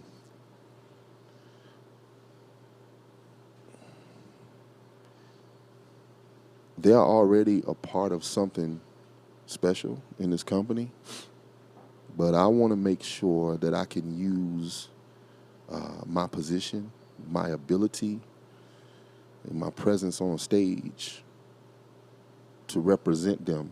And I want them to know that I'm representing them. Yeah. Cara, mais uma coisa incrível do Cedric aqui é o seguinte, quando a gente falou de motivação, né, falamos da motivação da gente, ele falou assim que hoje ele esteve na fábrica da Black Skull. E, na verdade, quando ele quer ganhar o Arnold Classic Sul América, né, na verdade ele quer fazer isso porque ele quer prestigiar a nossa companhia, sim. Mas, principalmente, hoje ele esteve na fábrica e ele conheceu as pessoas que embalam o produto, entendeu? Que fazem a confecção dos nutrientes lá atrás. Pessoas que ninguém sabe que existem. Trabalham nos bastidores. Trabalham nos bastidores, exatamente. Sim. Igual qualquer grande projeto, né? Olhando nos nossos bastidores aqui. Então, o principal objetivo dele foram pessoas que, aplaudiram ele quando chegou lá.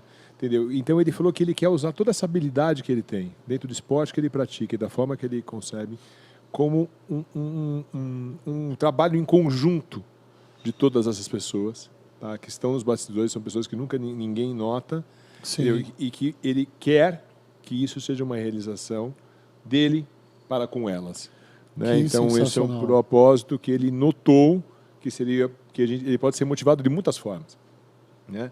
E que não está no prêmio que ele vai ganhar, entendeu? Que não vai no prestígio que ele vai ter aqui com o show, mas sim, entendeu? Aquelas 100 pessoas que estavam ali que nunca tinham visto ele, saudando ele, aplaudindo ele e honrando ele. Então, que legal, cara. Bom, o campeão indifere do resultado, né? Exato. É o campeão da vida que a gente tanto conversou, né? You are a champion in life, it's all about. É o campeão da vida. E qual foi a sensação? Deixa eu só explicar para o público de casa, então, falar um pouquinho do que ele falou e você resumindo. Em abril, teremos o Arnold Class 2022 e ele havia prometido na nossa live e ele está motivado. O homem agora foi hoje ele foi na fábrica hoje, se motivou cada vez, deu um gás ali, ligou o turbo. E a sensação, cara, de ver aquela foto dele, na hora que ele entrou ali, que ele viu vários ex-campeões, né, cara, que o Marcelo trabalhou na Black Skull, de repente ele chega lá naquela foto gigantesca dele, bate continência ali, como é a sensação, cara, de ter um big poster ali de, sei lá, quantos metros, 5x5 ali, cara. What is the sensation when you see your picture in the wall and you have the possibility to sign it? Big picture, yes, a big picture. What is the sensation? What do you feel? It was overwhelming. I felt like it was too much. And being forced to look at myself was very uncomfortable. Because I don't like myself, you know. I don't look at myself and see, you know, good things physically, you know. Oh man, I look amazing, you know. I look great. I'm not that type. When I look at a picture this big, I just see my weaknesses this big. Look at my calves. Look at my hairline. Look at my shoulders, too small. My biceps too small. You know, this is what I see. And I hope nobody notices. But when the picture is this big, somebody's going to notice. And so, you know, a lot of people can be very proud to be put on a pedestal like this. But for me, it's really uncomfortable, you know. When all of the people were there that work in the factory and when I came in and they was clapping for me and cheering for me, that's very uncomfortable. Because, again, I don't need to be on a pedestal to do the work that I do. And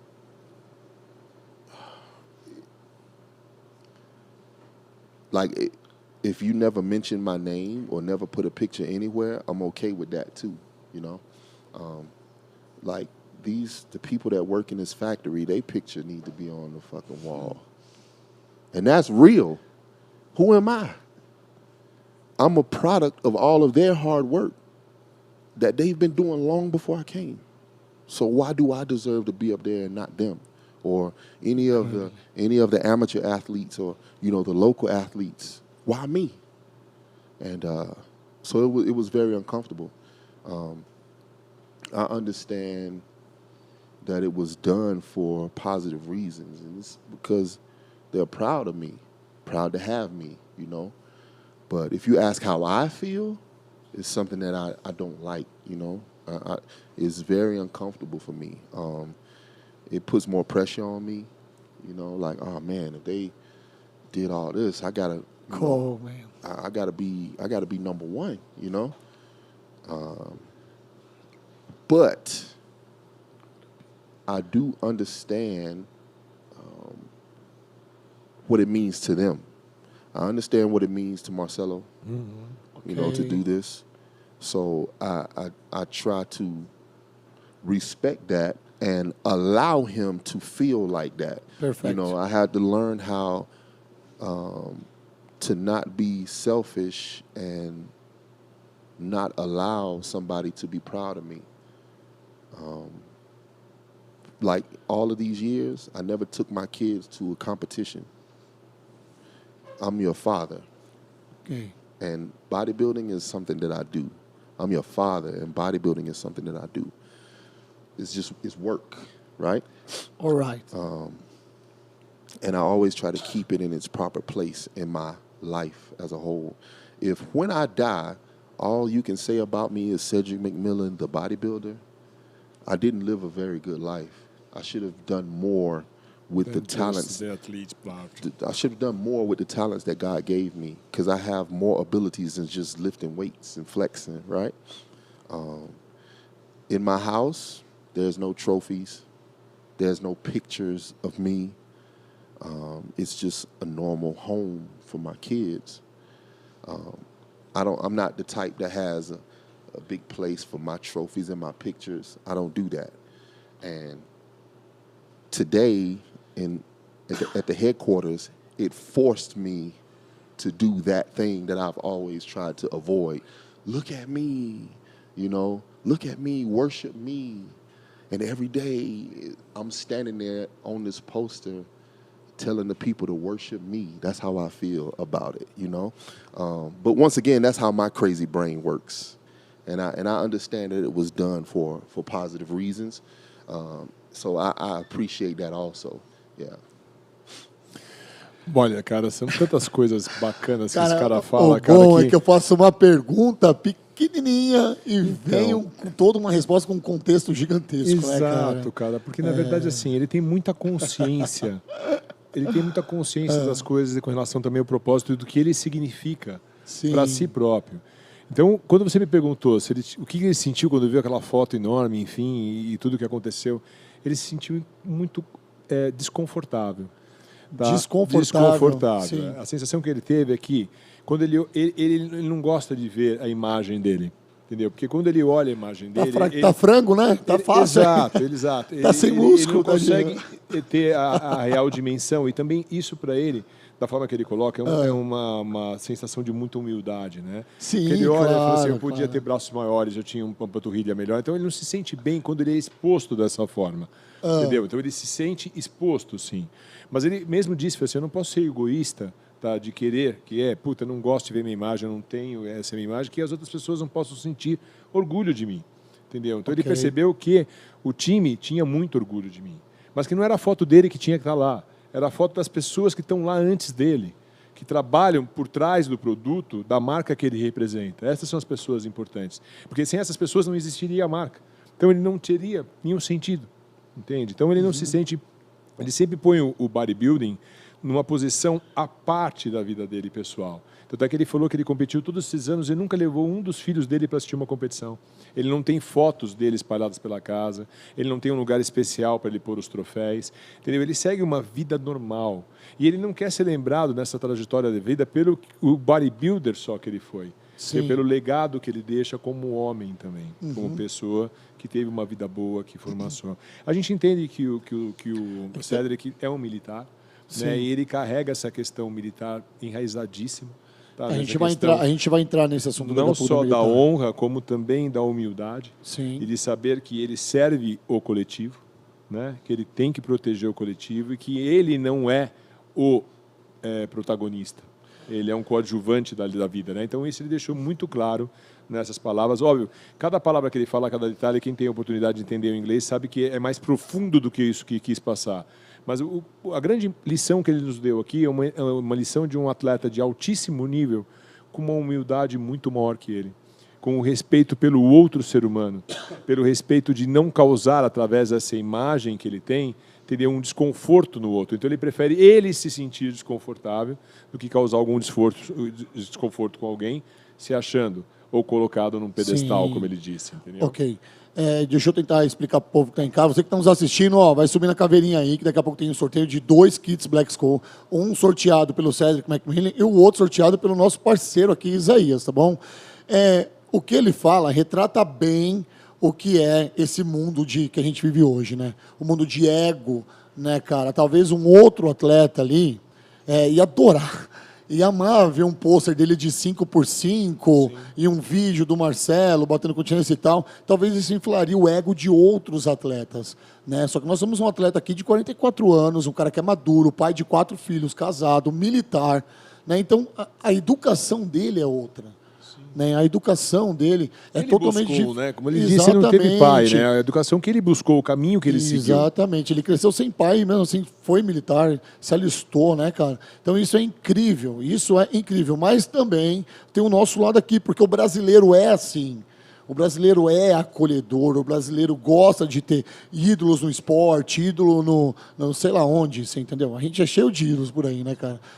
O cara do bar lá exerce uma influência sobre mim. O gordo é um ídolo. O gordo é o ídolo do churrasqueiro. O Marcelo, o líder dos barbudão. O Rodolfo dos futevôlei. E assim vai. E assim nós vamos seguindo. Mas é comum pra gente. Pra ele, talvez não. Ok. Eu fiz o meu resumo dessa pergunta aí. Pergunta para ele, por favor, como foi associar a vida dentro da área militar com bodybuilding? Cedric, how is to deal with your military life and your bodybuilding life? It's almost impossible. It's almost impossible. Quase impossível. It's not easy at all. Military career is very demanding, and a bodybuilding career is very demanding. It's impossible to give two things 100% each. Impossible. You can only give maximum half, right? And I knew it when I began, but I didn't care that it would be difficult, you know? In my military career, I had a position that I loved as a leadership instructor. I was okay with that. I don't need a promotion. There's enough money for me to pay the bills at my house, you know. The kids are all right, so I'm good here. So when I became a pro, it was while I was working in this position. And I was able to squeeze a little bit of time for bodybuilding, you know, to make it fit, make it work. There would be times where I would be at the gym at 11 o'clock at night. There would be times I would fall asleep at the gym because I'm so tired. I wake up on the floor and it's 3 a.m. You know, I just laid down between sets for a second. I fell asleep in the locker room at the gym. I fell asleep in the parking lot at the gym before I even went in. And I look and it's like, I can just work out and go right back to work, you know, because I was so tired. At work, you know, when we have time for the soldiers to eat breakfast, I would go do cardio. They eat lunch, I go do cardio. You know, after we finish with the soldiers for the day, I go to the gym on my way home. Sometimes I wake up 2 a.m. Most days, wake up 2 a.m., be at work at 4 a.m. All of my coworkers, they don't go to the gym like that. So when I get to work, I'm already finished. Dead. Listen, when I get to a competition, I'm already dead. Nobody that I'm competing against is working this schedule with me, you know? So what's happening? At work, I suffer because I have no extra energy left. I'm never gonna get promoted. All of these things, right? But I'm very good at my job, so I'm okay with that. What happens in bodybuilding? I suffer. I'm never gonna be a champion. I'm never gonna win Mr. Olympia. I shouldn't even win these shows competing against guys that give 100% to this sport. And here I am, part-time bodybuilder, right? Expecting to beat a full-time bodybuilder. It doesn't make sense. Mathematically, it doesn't make sense. If this person is in the gym 1 or 2 hours a day, 7 days a week, and here I am in the gym, in and out 45 minutes, maybe I miss a couple of days. At the end of a competition year or at the end of a preparation, maybe he had 1,000 hours in the gym, okay? Just for an example. Well, I only had 500 hours in the gym. Who should win? Como? Okay? At the end of a preparation, this person had 10,000 hours of sleep.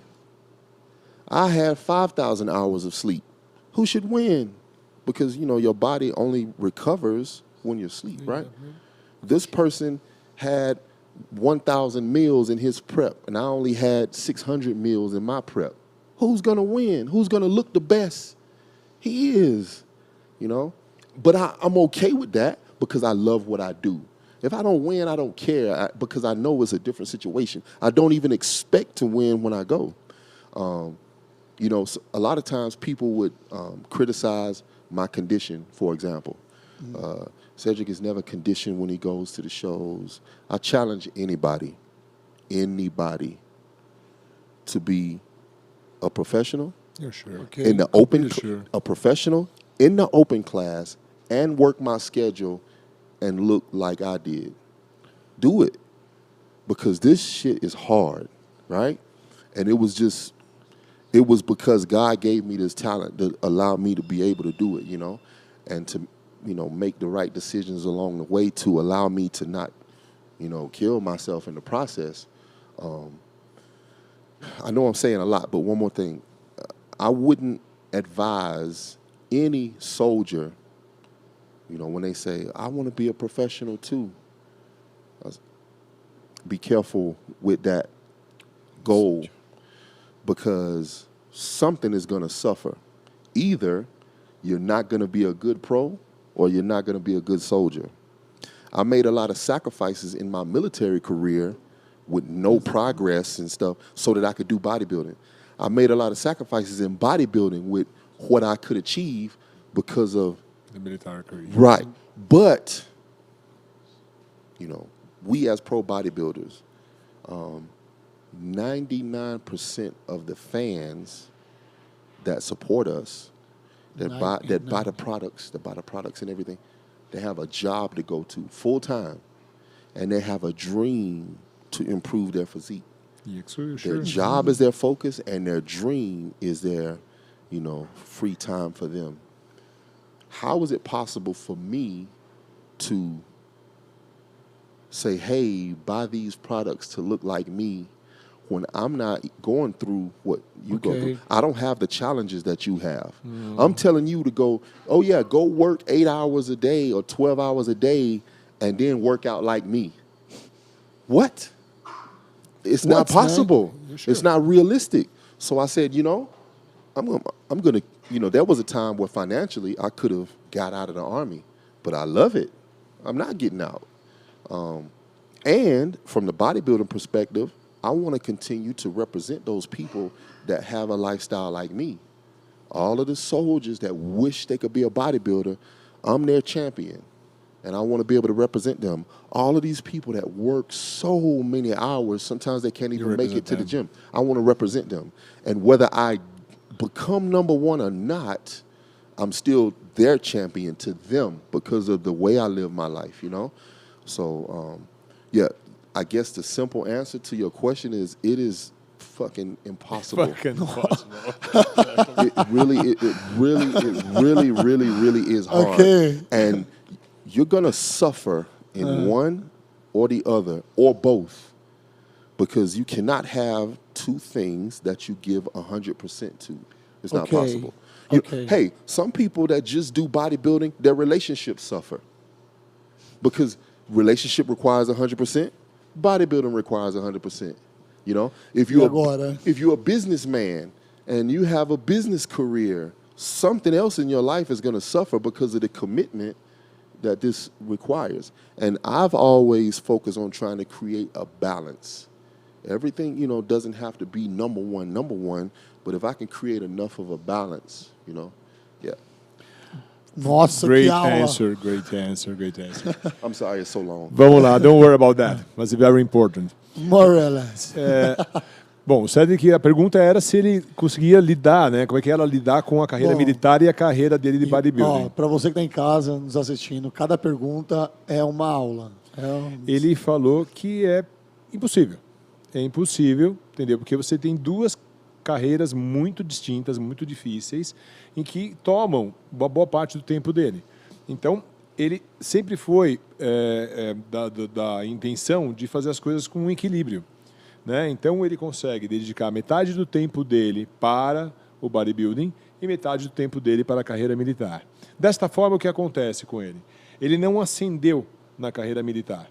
Ele, a partir do momento que ele se tornou um pro, ele ficava muito cansado para treinar, ele tinha que ir para a academia às vezes 11 horas da noite, muitas vezes ele dormia no próprio estacionamento da academia, na hora que ele chegava, de tão cansado que ele estava, ou estava treinando, dormia lá, acordava, era tipo 3 horas da manhã, porque ele estava deitado no chão da academia, tinha que trabalhar o dia seguinte. Enquanto os soldados, por exemplo, tomavam café da manhã, ele estava fazendo cardio na época de preparação de competição, os caras iam almoçar, ele ia fazer cardio de novo para se preparar para a competição. Quer dizer, então ele ilustrou isso muito bem para nós, assim, que o que ele representa, na verdade, é o ser humano comum. É aquele ser humano como você que está em casa, que tem que trabalhar 8 horas, 9 horas por dia, e ainda quer mudar o seu físico, quer treinar, ainda tem o objetivo disso. Ele, no Exército, ele é um leadership, ele é um comandante, vamos dizer assim, de soldados novos, entendeu? Então, um treinador, vamos dizer assim, de soldados novos. E às vezes soldados novos se espelham nele, né? Porque ele é um bodybuilder profissional e dizem para ele, eu também quero ser um bodybuilder profissional. Ele explica claramente para eles, isso é uma escolha muito difícil. E entenda que você nunca vai conseguir dar 100% em nenhum dos lados, entendeu? Sempre quando você se dedicar a alguma coisa, entendeu? Você vai ter que se dividir. Então, se estiver ciente disso, ok, mas você tem que ter equilíbrio, né? Tem que ser uma pessoa muito forte emocionalmente para conseguir isso. Mas ele também se sente muito feliz porque ele representa isso. Enquanto os outros atletas profissionais fazem 1000 refeições, por exemplo, para entrar numa competição específica, ele consegue fazer 500. Os caras dedicam 1000 horas na academia, ele consegue se dedicar a 500. Então, quer dizer, ele está sempre, entendeu, buscando o melhor, mas ele faz isso por amor ao esporte, ele faz por amor à carreira. Então, ele está muito tranquilo com relação ao que a carreira militar dá para ele como resultado. Então, ele sabe que para ele almejar mais, ele tinha que pôr 100%. Entendeu? Tá bom, os filhos dele têm tudo o que ele precisam, entendeu? Ele vive bem. Está estruturado, né? Está estruturado. E o esporte, para ele, é o que ele falou. Se eu não ganhar nada, entendeu? Eu já estou feliz porque eu estou competindo, estou tentando dar o meu melhor e isso é a minha principal. Então, ele deixa bem claro. Por isso que ele fala but, né? Que todo mundo vê but, entendeu? Ele deixa muito bem claro que, entendeu? O que ele faz é algo comum a todo ser humano que precisa sair da sua casa cedo e trabalhar. Então, tem muitas vezes que ele acorda às 2 da manhã para preparar tudo que ele precisa fazer, começa a treinar às 4 da manhã, mas aí ele está um trapo também lá no Exército, né? Então, ele está cansado, ele se sente com uma dificuldade muito grande de exercer o seu bom papel também na profissão como soldado. Bom, ele não é diferente, né? Ele não é diferente de muitos que estão nos assistindo, que quando quer alguma coisa tem que ir atrás de verdade, né? A questão é, você quer pagar o preço? Até qual página você quer ir nessa leitura aí? Você entendeu? Muita gente não quer pagar o preço, cara. Aqui no Brasil as pessoas trabalham 8 horas, chegam em casa moída e falam, não vou para academia hoje, pronto, morri. Sabe? Então ele determinou, né, essa profissão do bodybuilding. Tendo em vista essa grande resposta aí, longa, tô brincando. Ele sofreu pressão para sair do Exército, não só do mundo do bodybuilding, mas de outras marcas também. Chegou a sofrer essa pressão, tipo, por que você não se dedica só ao bodybuilding, sai do Exército e vem fazer parte logo disso de uma vez por todas 100%? Do you have any time a kind of pressure, strong pressure, for you to leave the army and stay just in bodybuilding for the companies that we represent or whatever? No, because anytime I have been, offered an opportunity to represent a company, I made it very clear, make sure you understand what my lifestyle is and the limitations sometimes. And this is a part of who I am and what I am. One of the reasons you like me is because of the soldier that, I am, that made me the man that I am. You can't just separate me from that and take the product of it. It comes with it. Yeah. Hey, the Army made you a good man. Now we want you. Leave the Army. That's not how that works, for me, because the Army deserves me too. Sure. The Army deserves me too. my soldiers deserve me, you know. So, like I said, I knew that this was going to be very difficult, and I was okay with that. I try to do my best possible in everything. You know, I try to do my best possible in the Army. I try to do my best possible in bodybuilding. I just understand already that my best possible is not going to be the best possible. Maybe if I quit the Army, I could become Mr. Olympia. But who's to say I would be a happier man if I did? Who's to say that, right?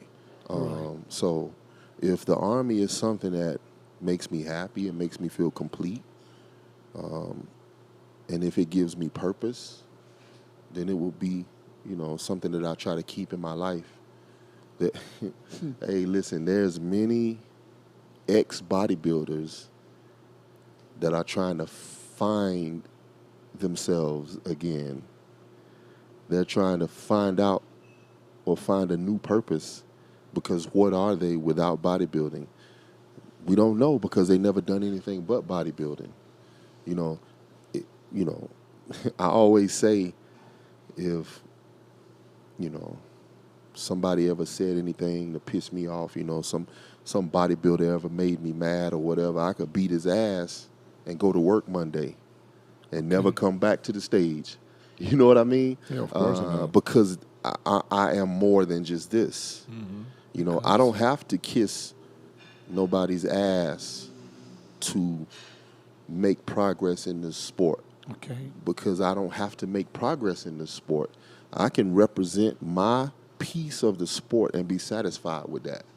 You know, and my position in the Army gives me that peace of mind, to where, yeah, you know, yeah. So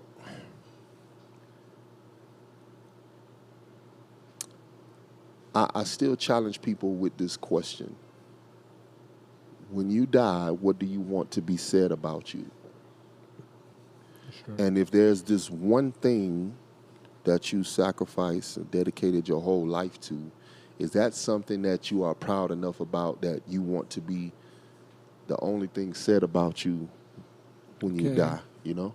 You're sure.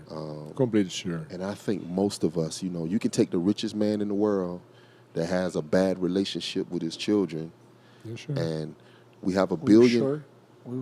We have $1 billion in the bank, but no relationship with the children. When it's time to die, they will be praying they wish they had that relationship with their children. Yeah. You know what I mean? Rich man, when you die, do you want me to put in this paper, richest man in the world? Is that what you want? They will always say no. No, even though they sacrificed their life for it. You can see Steve Jobs. So I think it's important for us to live our life based on what we want to be said about us when we die.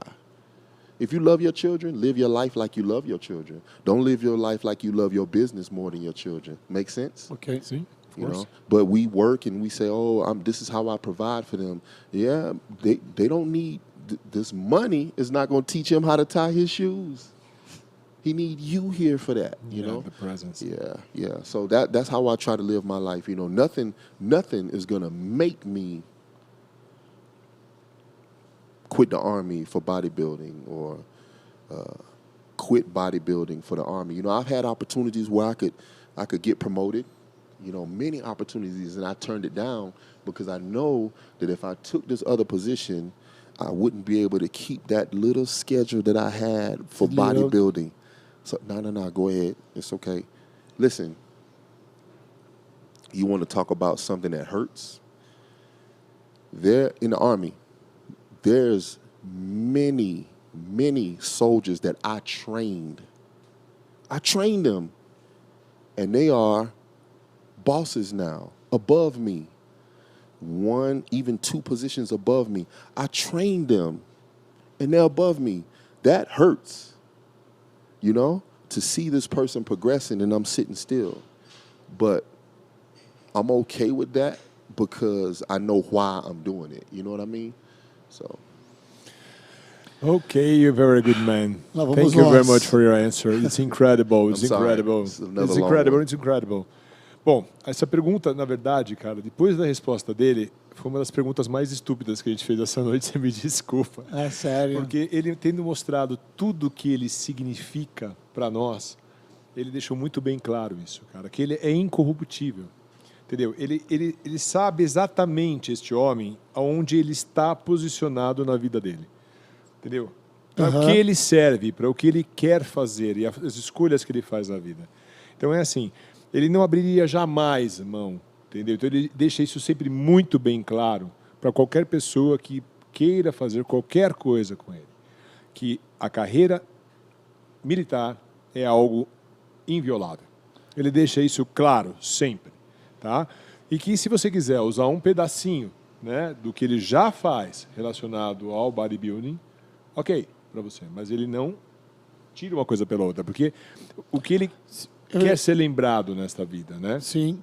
Pelo que ele fez, né? Pelas coisas boas que ele fez. E ele comentou até uma coisa que sempre incomoda um pouco ele, que machuca assim, é que soldados novinhos, né, que ele prepara, muitos deles hoje já estão a pelo menos 2 posições acima dele militarmente. E que ele não ascendeu. E foi uma escolha pessoal, de saber exatamente aonde ele se encaixa dentro da corporação, entendeu? Para que ele possa fazer justamente esse trabalho de base, fazer os outros crescerem, e ele possa ter essa vida equilibrada entre as 2 escolhas que ele fez, entendeu? Levar. Perfeito, mas assim, eu não acho a pergunta tão estúpida assim, porque assim, o fato dele não ser corruptível, de ser incorruptível, não significa que a proposta talvez não tenha chegado para ele. Muitas vezes chegou. Então, essa foi a minha pergunta. Claro. Essa foi a minha pergunta. Sempre que já começa qualquer relação, exatamente, ele já coloca o pontualmente.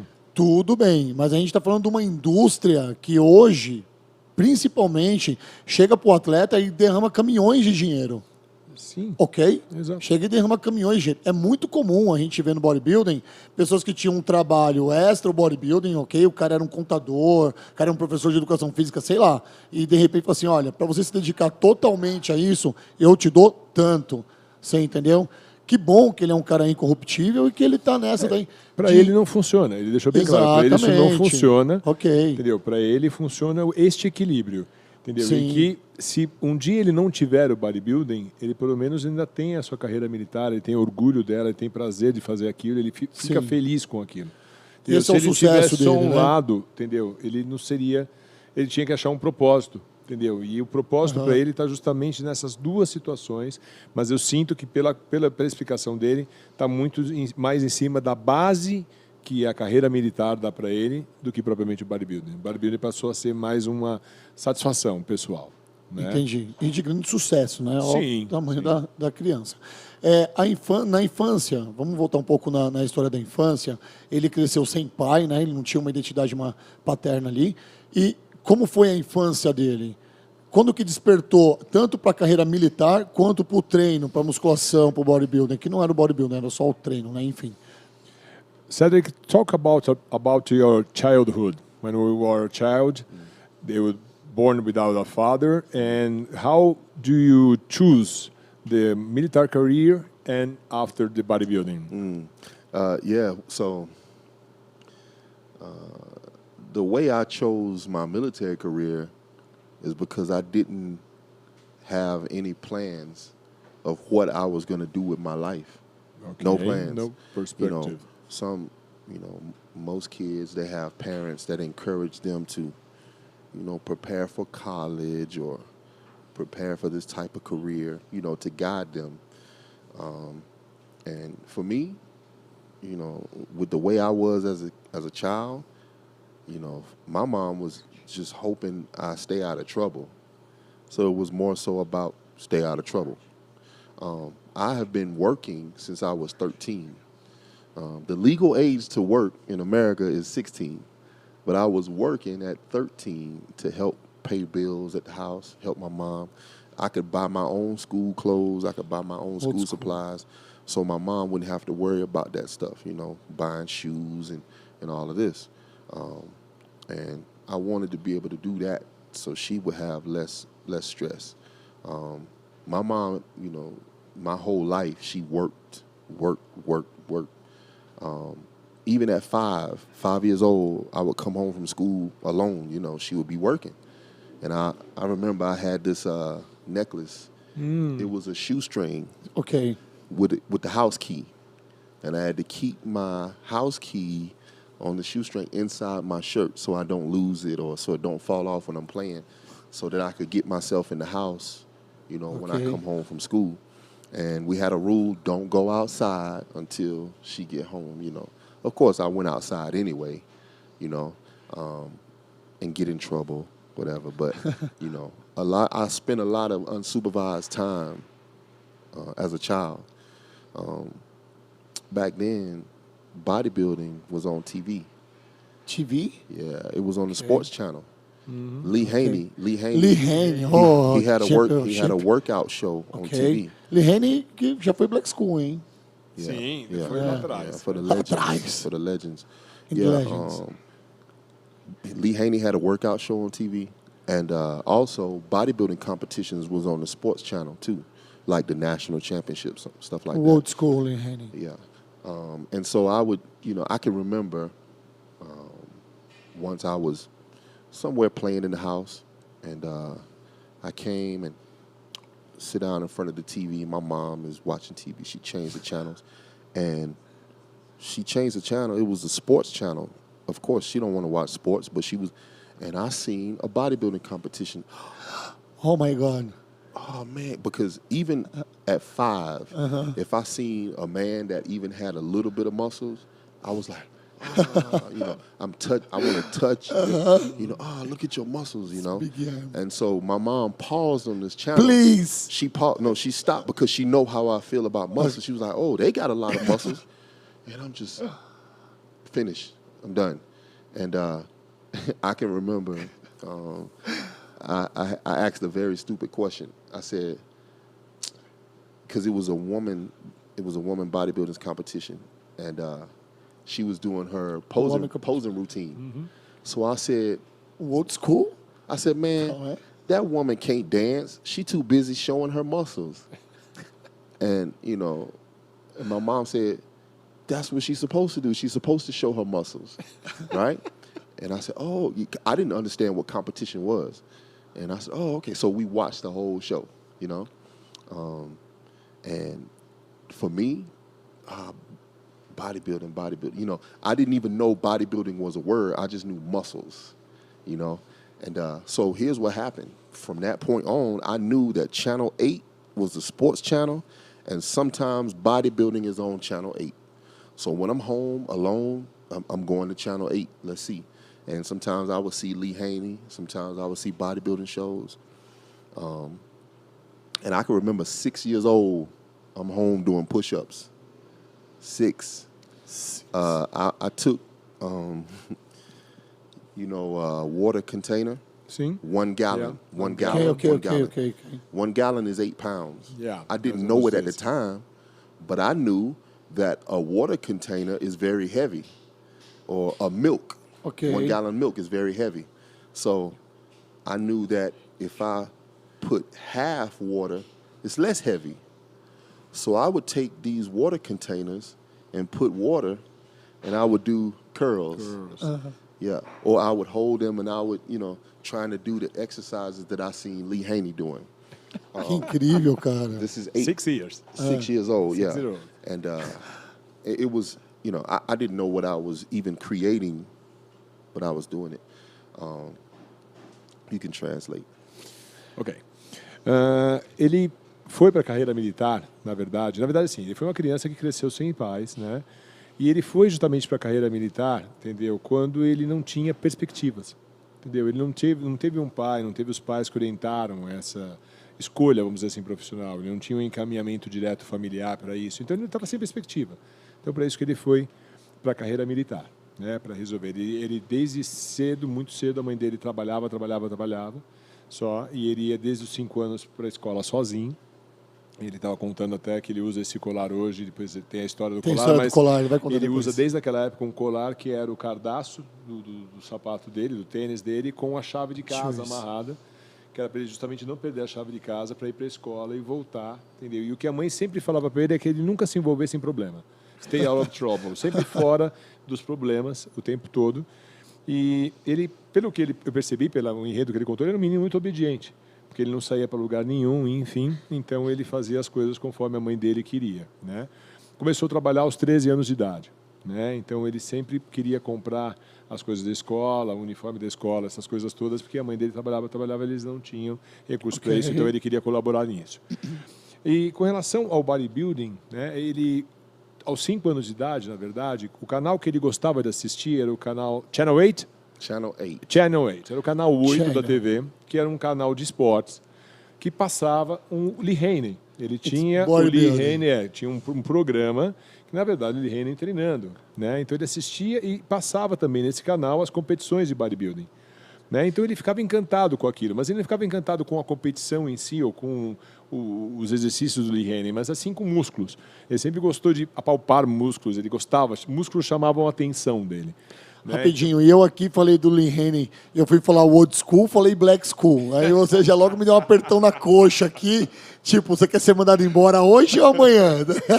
Não. Mas foi, não foi, Jair? Aí. O Legend, então, né? Tudo bem, Legend. Olha aí, ó, Legends. ainda bem. Próximo apertão aqui, você me cutuca de novo, eu não vou falar besteira. Nós estamos juntos aqui. Pegou uma machadinha aqui, o indião aqui, quase cortou meu joelho agora. E aí ele assistia isso, até ele fez uma pergunta uma vez estúpida para a mãe, porque ela estava vendo uma competição de mulheres, né, bodybuilders, e elas dançavam para mostrar os músculos, né? E ele não conseguia entender bem a competição e falou assim, por que elas precisam dançar para mostrar o músculo, né? 5 years old. 5 years old, show, cara, show. Ok. Este é o Cedric, que é essa os câmera aqui 5 consegue dar um anos de zoom. idade. O cara já foi um frango, tomava um pau na escola, não vai traduzir isso, tá bom? Ele tomava um pau na escola com esses pequenos braços de gafanhoto. Quem vê esse touro hoje sentado aqui não sabe que ele já foi esse franguinho. Caramba, cara. Aqui já tinha pose normal de campeão, hein? Sim. Angulado em 90 graus. Angulado em 90 graus aí, ó. Que legal, cara. Very good, man. E aí ele tinha essa paixão. Então ele, aos 6 anos de idade, ele se lembra de fazendo flexão de braço.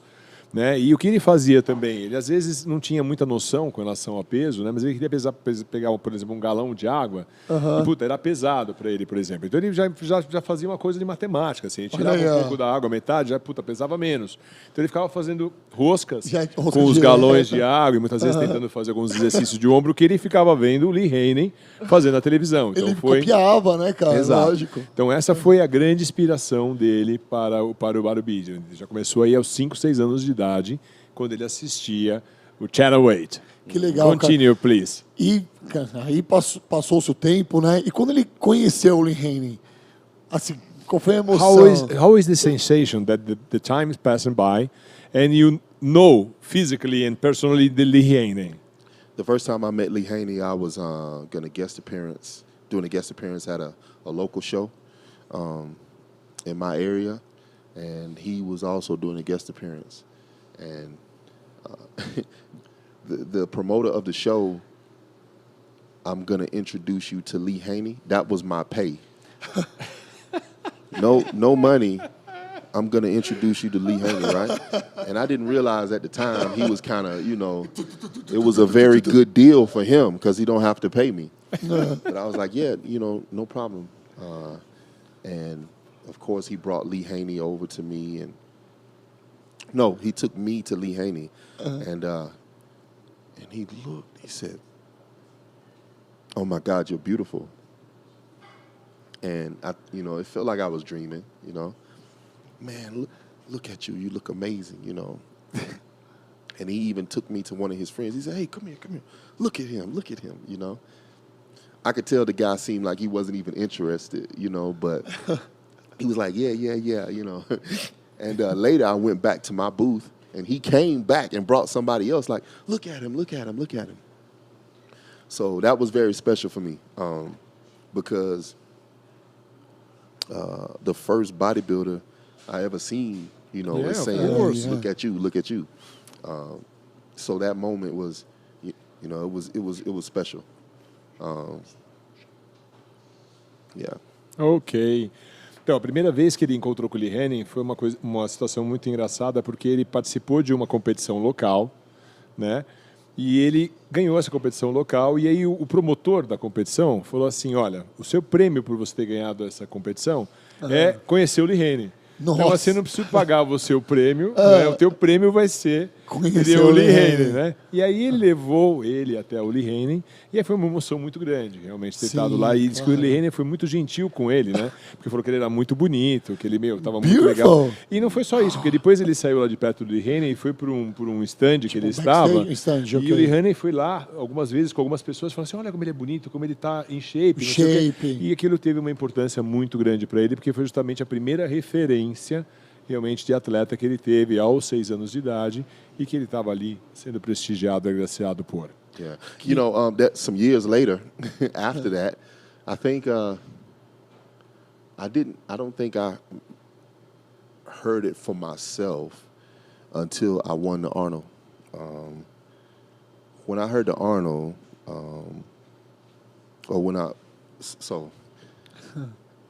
when I became pro, people said the new Lee Haney, the new Arnold. That's the kind of stuff they would say.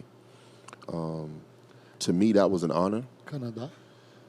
But I didn't realize at the moment that this may annoy these people. Why? I think bodybuilding develops your ego. You need a strong ego to be confident enough to be a good bodybuilder, or people think you need it, right? People think you need an ego. Or people with egos, with big egos, they are attracted to the sport, so they do it, you know? And so when Lee Haney has to hear Cedric is the new Lee Haney, you know, I'm thinking about the Lee Haney that I met. It's like, oh, man, you're so beautiful, right? But I think he was annoyed by it because he began to criticize me, like in a negative way, you know? Like, he ain't the new me because I was this and that. He ain't that, you know? And I heard it for myself when I won the Arnold, because when I won the Arnold and they asked him, you know, how he felt about it, he said, yeah, I don't think, he basically said it took him too long to get it. He is not me because I was a, you know, Mr. Olympia in my 20s. It took him too long to just win the Arnold, right? But, you know, it's like, ouch. But, okay, it's still Lee Haney, man, you know? I still love him, right? And then in other shows, you know, he would, you know, criticize my condition and things like that. But I understand when you're placed in a position to give commentary, it almost forces you into the position of criticizing what you see. So, you know, I try to, you know, say to myself, it's because he has to say something, you know, it's because he has to. You know, and then I would get messages, you know, because Lee Haney is from South Carolina. He was born in South Carolina. When he became a bodybuilder, he moved to LA, you know. The Weeders took him out there. So a lot of people in South Carolina actually know him personally.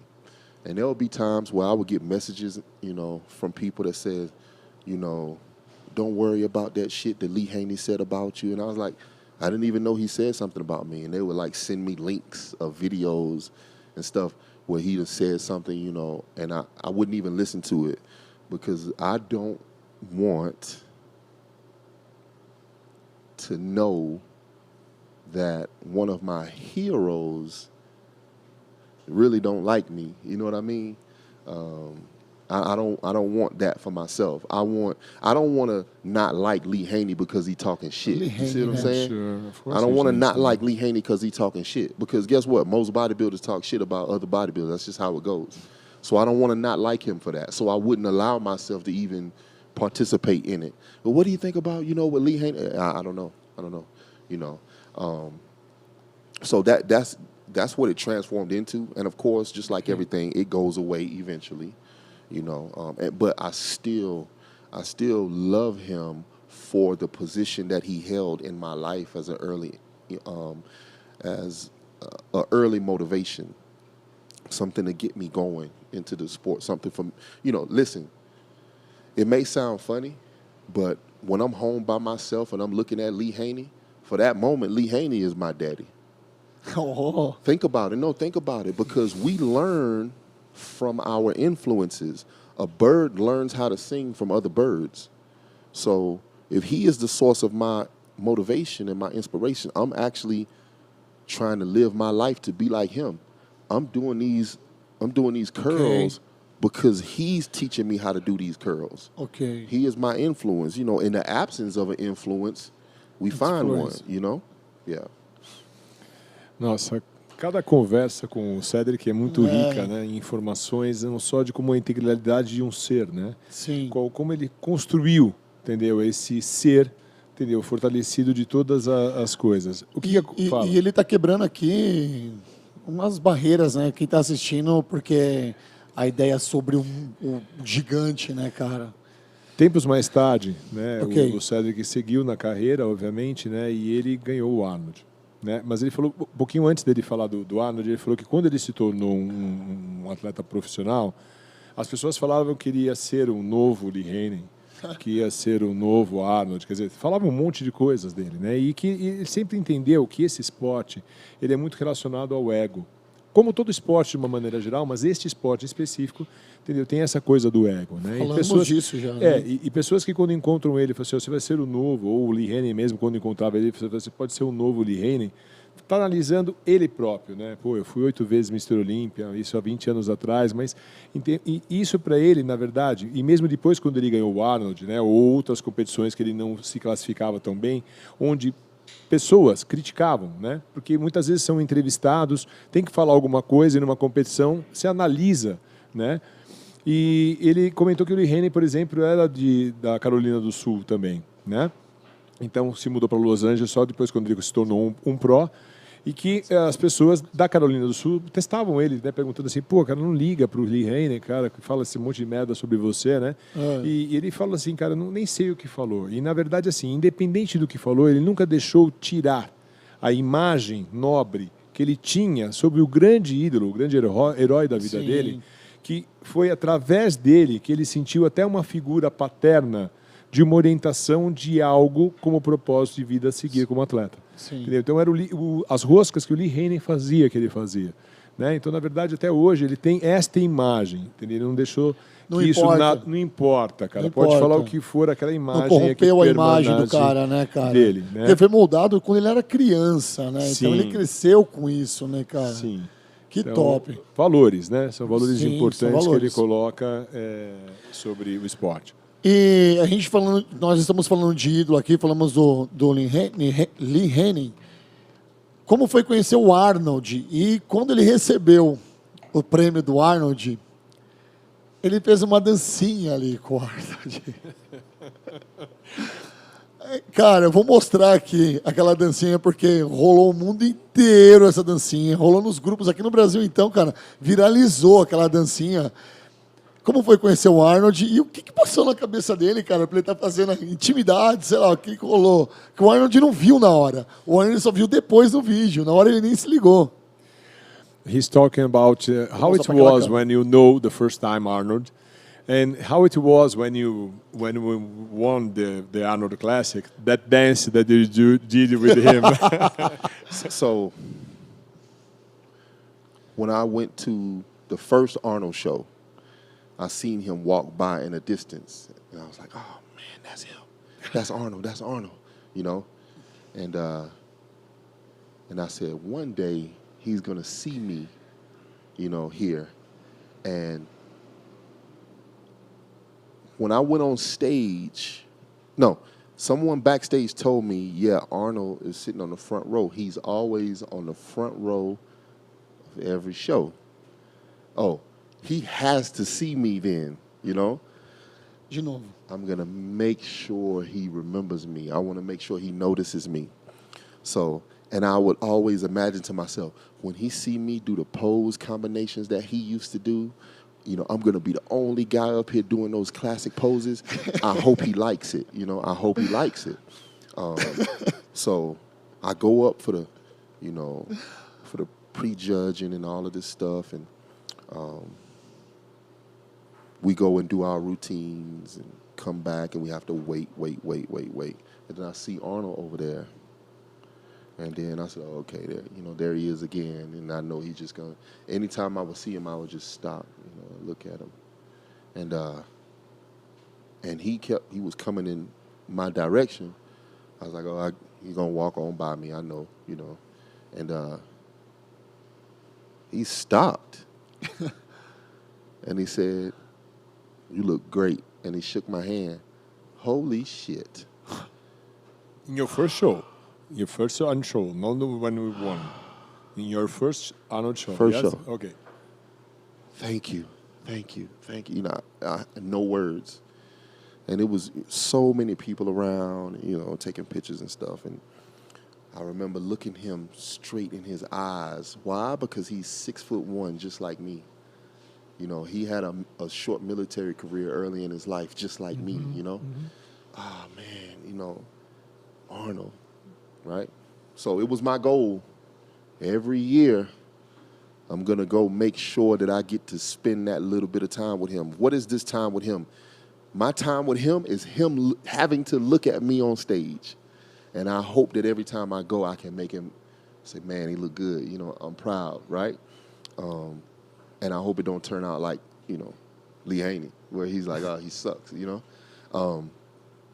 And so there will be a lot of years where I would never talk to him because he would just be busy and, you know, whatever. So he would just be walking by, you know.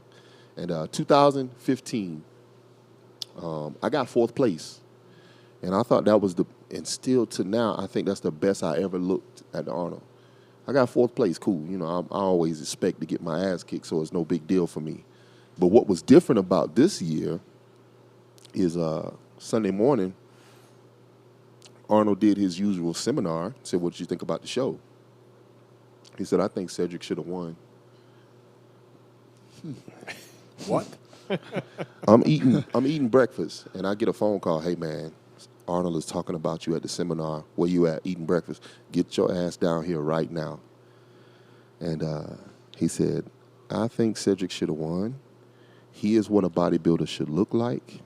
He is my favorite. Shortly after that, you know, I'm standing in the back of the room because I was told to come. And Bob Ciccarello, he said, there's Cedric back there right now, you know. And come on up here, Cedric. You know, he did that, you know. And so I had to come up and, you know, be a part of the moment. And I said something. He had on a suit, but he had on some Adidas sneakers, right? And I'm like, how the fuck you got on this suit and some, you know, sneakers? You know, and he laughed back at me, you know, like it was funny. And so that was the beginning of me and him making jokes. And 2016 is when me and Kai won 2. 1-2. Yeah, and he beat me in Ohio, and I seen Arnold backstage again. You know, I'm disappointed. I thought he would be disappointed, you know, and not even say nothing to me. But he came up to me. He says, are you going to Australia? Because it was like 2 weeks later. I was like, I'm thinking about it. I don't know. I mean, Kai's going. I know he's going to beat my ass again. You know, what's the point, right? He was like, I think you should go. You know, I wasn't looking at it from a promoter's perspective, like, the people in Australia would love to see this matchup. You know, I'm just thinking he's thinking about me and says, I want you to go to Australia, you know. So, okay, I'll go, right? So I go to Australia, and Kai beat my ass again, you know. So, but I'm not upset because I expected it, right? Listen to me. Arnold's wife was backstage. I was walking down the hallway, and she stopped me. She said, you hold your head up. She said, Arnold talks about you all the time. She said, he loves you. She said, don't you worry about this show. Incredible. Just keep doing what you're doing because he likes you just the way you are. Don't worry about it. She said, I would hug you right now, but I don't want to get the tan on my dress. so I gave her an air hug, an air hug. Okay? Well, after the show, this was after prejudging and everything. Or no, this was almost the end of the night. So after the show was completely over, I'm, backstage about to get ready, and Arnold and his team is back there. And Cedric, and I look, it's fucking Arnold calling me. What? Cedric, come here. Come on. He said, are you going to the next show in line will be they had a South Africa show that year, 2016. Are you going to go to South Africa? I said, no. I ain't getting my ass beat 3 times by this guy. I'm done. He said, same speech, Cedric, I think you should go. He said, just keep coming at him. Keep coming. Don't give up. Keep coming at him. Once again, I'm not looking at it from a promoter's perspective. I'm thinking Arnold just want me to keep trying. I'm not going all the way to South Africa for the inevitable. Plus, I've already took this time off work. Okay. I got to take another. No, I can't do it, And so he's trying to convince me, and this was our next joke. I said, man, what you trying to do to me right now, that's a 400-year-old art. And he said, what you mean by that? I said, rich white people telling black people what to do. Because in America, slavery was 400 years ago. I said, because 400 years ago, they were saying, hey, come on, get on this boat. It'll be a nice trip. I said, you're not going to get me this time. And he died laughing. Him and his whole team died laughing. How did you say that to Arnold? Hey, man, he shook my hand. He said, okay. So that was it. Next year, 2017. Listen to me when I tell you this. 2017, I don't even remember the show. I don't even remember the show. I see videos, and I can remember little seconds, moments. But every time I came off stage for prejudging or the finals, I felt like I went to sleep. I didn't know I was like probably passing out or something, But I just remember somebody waking me up. Hey, it's time to go back on stage. Oh, shit, okay. Where? And they would point me towards the stage, go. And as soon as I hit that stage, boom, here's Cedric. As soon as I come off the stage, I go to sleep, Awesome. That's what it feels like. Other people told me like, hey, man, you're doing pretty bad, But we didn't want to stop you because you were probably going to win the show. And we know that you would have wanted us to let you keep going so that you could win. So when I finally, snapped out of it, after the finals was over and the pose down and all of that stuff, then there's some space before the trophies. Okay. I was pretty sure I was going to win, so I could start drinking water, and I started to feel better.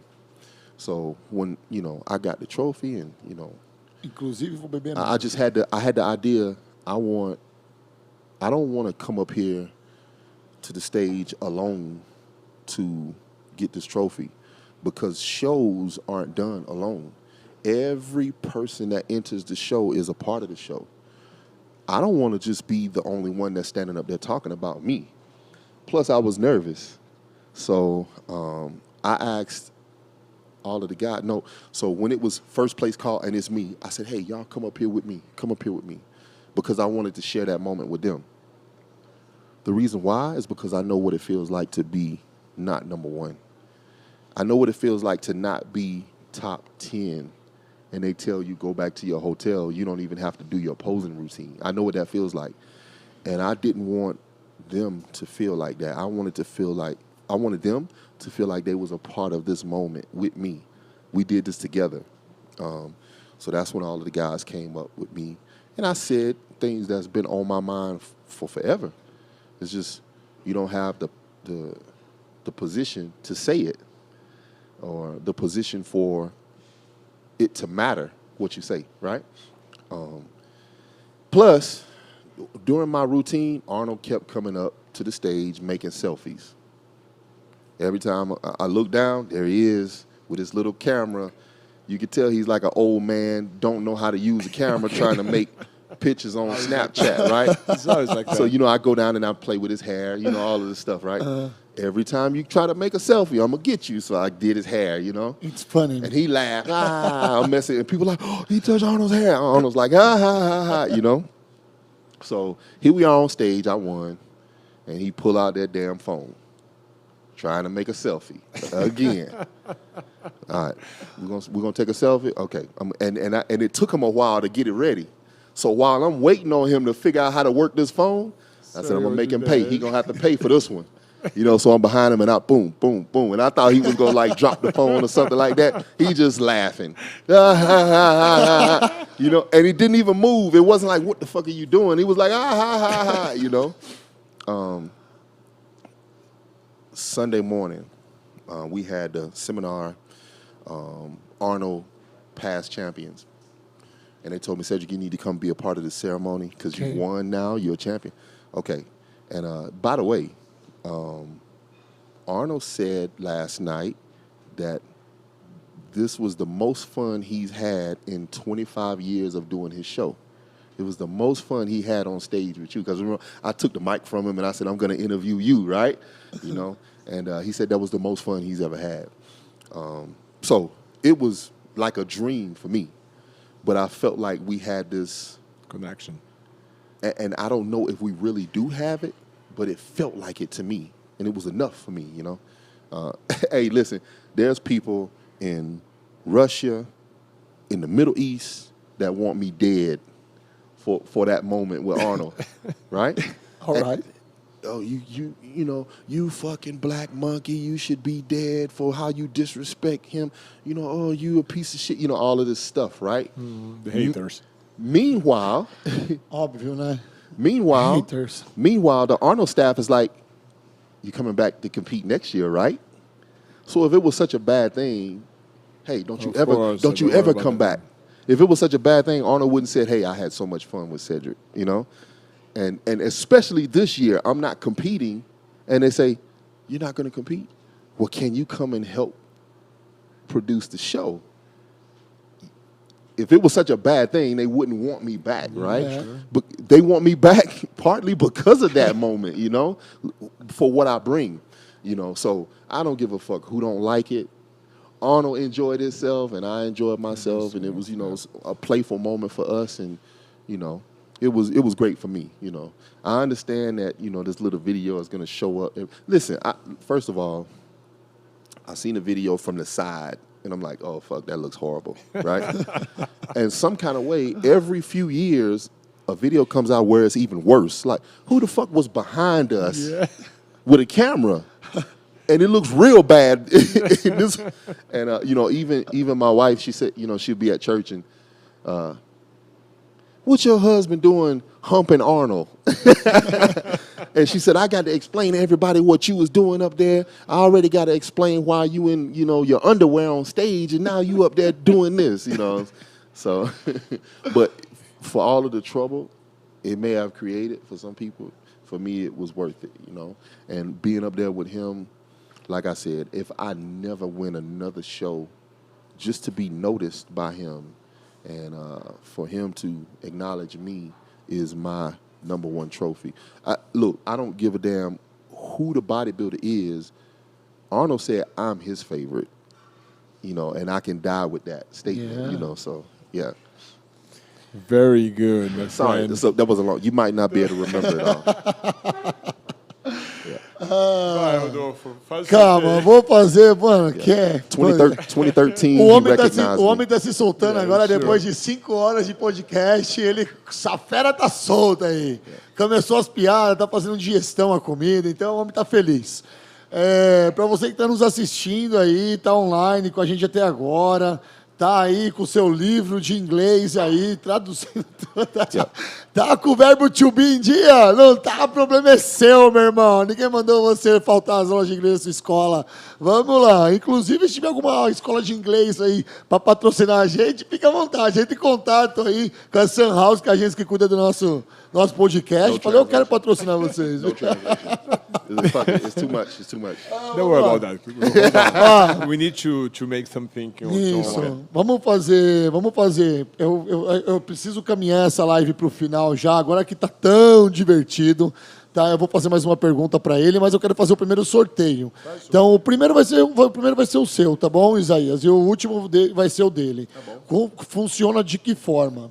Você que tá perito nisso, você que fez isso ontem. Eu vou mostrar para a câmera aqui, ó. Eu vou fazer assim para a câmera, vou ficar fazendo as caveirinhas. O pessoal tá subindo a caveirinha aí, engajando, tá vendo? Ó? Nossa, Faisal, Yasmin, minha cunhada, tá, ó, a família tá em peso, Lívia, o Gabriel, Faisal Gomes, que... Chefe, depois nós vamos conversar sobre esse atleta, viu? E eu vou ficar fazendo assim, ó, tá vendo? E aí quando você falar para, eu paro e a gente lê o nome da pessoa que vai ganhar um kit Black Skull e depois a mesma coisa para ele. Perfeito. Tá bom? Tá bom. Vamos lá então. Dá um close aqui, meus câmeras, vamos lá. Para. Consegue dar um close aqui? Beleza, vamos lá. Eu vou fazer aqui, tá? Uriel Martins. Bom, tinha que ser Uriel Martins. Eu vou dar já um print aqui nessa tela. Uriel Martins, você manda depois lá no meu direct, tá? @Rodolfo Maris. E manda lá seus dados. Seu nome completo, telefone, endereço e CEP, que a gente vai mandar um kit Black Skull para sua casa. Antes de eu fazer o próximo sorteio, e aí... Cara, você não falou o nome, lê o nome do cara aqui, ó. Eu já fiz toda essa... Você tem que colocar o óculos, né, cara? A miopia tá grande aí, né? Uriel Martins. Uriel Martins. É isso aí, Uriel Martins. É isso aí, ó. Tá vendo? Só pra gente tirar a prova dos 9 aqui, tá? Vamos lá. Deixa eu caminhar a minha pro final aqui. Deixa eu só traduzir rapidinho. Sim, né? claro. Vamos, só para não perder o fio da meada, né? Sim. Rapidamente. Quando ele conheceu o Arnold, né? Na verdade, ele estava participando do primeiro Arnold Classic que ele competiu. Eu mostrei a dancinha para vocês aí, né? E que ele fez com o Arnold. Né? Ele estava competindo no Arnold Classic, né? E então ele estava ansioso, obviamente, para ver o Arnold. E ele viu o Arnold passando longe, assim. Puta, o Arnold vai vir aqui, né? Mas não viu o Arnold já ocupado, enfim. Aí sempre falavam para ele que o Arnold estava sempre na primeira fila dos shows, né? Estava sempre ali e ia competir. Então ele pensava para ele assim, pô, cara, eu quero que o Arnold me veja posando, porque eu poso as poses que o Arnold posava, as clássicas, e eu poso elas muito bem. Então eu quero que ele me veja. Né? Então ele estava muito confiante que ia acontecer isso. Né? Então ele foi para a exposição dele, entendeu? E o Arnold, óbvio, reparou nisso. Né? E aí teve a oportunidade de chegar em um momento lá do show com o Cedric, e foi lá, apertou a mão dele e falou que realmente ele estava muito bem. Que ele estava muito bem e ele tinha ficado muito entusiasmado com isso. Quando foi em 2016, tá, ele foi competir de novo no Arnold e foi uma disputa muito forte entre ele e o Kai. Né? Uma disputa muito grande que ele sabia que ele ia perder. Foi na Austrália, né? Não, antes disso foi nos Estados Unidos. Antes disso? E ele perdeu nos Estados Unidos, mas o Arnold ficou muito entusiasmado, achando que ele devia... antes disso, tem um fator. Ele tinha sido 4º colocado no Arnold. Antes disso, no campeonato anterior, em 2015. Certo, Cedric? Cedric, in 2015, you were 4 in Arnold? Yeah. Okay. Então, só voltando um pouquinho. Não em 2016, ainda em 2015, ele voltou para o Arnold e ele pegou o 4º lugar. Tá? Okay. O que aconteceu? Entendeu? O Arnold foi para aquele encontro que ele tem logo depois da competição, onde ele dá as entrevistas, e ele colocou ali que, para ele, Arnold, o Cedric devia ter sido o primeiro colocado. E aí alguém ligou para ele estava tomando café da manhã, ligou para ele e falou, Cedric, desce aqui que o Arnold está falando que você devia ter sido campeão. E ele não acreditou, falou, não é possível. Desceu lá no meet and greet com o Arnold e ele entrou, ficou lá atrás, e o Bob Chanturillo viu ele lá atrás e falou assim, ó, inclusive o Cedric está aqui. E aí o Arnold chamou ele, entendeu, lá na frente, e foi a primeira vez que teve uma interação de brincadeira, porque o Arnold estava vestindo um terno e estava com um tênis da Adidas, uma coisa assim meio extravagante. E ele fez uma graça com o Arnold, gozando do tênis dele. Mas naquele momento ele ouviu todo o elogio do Arnold, que ele teria sido predileto, vamos dizer assim, naquele momento. No ano seguinte, ele foi então para a competição e disputou com o Kay e perdeu.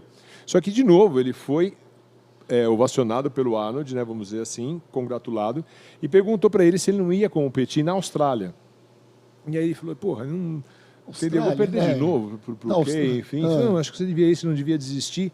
E aí ele foi para a Austrália, entendeu? E ficou em segundo. Realmente perdeu de novo para o Kay. Entendeu? E o Arnold sempre incentivando e elogiando muito ele, quer dizer, reparando muito como favorito, vamos dizer assim. Ok. Né? E aí incentivou ele e falou assim, pô, você não pode desistir agora, entendeu? Antes disso um pouco, a esposa do Arnold, a mulher do Arnold na ocasião, chegou para o Cedric e falou assim, olha, o Arnold não para de falar de você. A todo momento ele só te elogia, eu acho que você tem que continuar fazendo o que você tem que estar fazendo, porque você está fazendo muito bem e não desiste.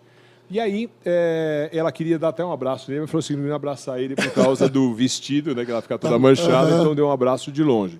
E aí, à noite, entendeu? Ele encontrou com o Arnold e o Arnold chegou e incentivou ele de novo aí naquele ano mesmo, pro Arnold África. Tá sem incentivo, garoto. África do Sul, Yes, né? Africa. Yes, África. Mas eu não posso ir, porque eu estou todo tempo aí competindo e eu estou com o meu trabalho nas Forças Armadas, eu não posso deixar tanto tempo assim. E o Arnold incentivando. E aí ele fez a segunda brincadeira com o Arnold que ele fez, então, é que justamente ele estava mostrando uma arte para ele que tem mais de 400 anos, que é quando um homem branco rico tenta convencer um homem negro a entrar no barco de escravos, né?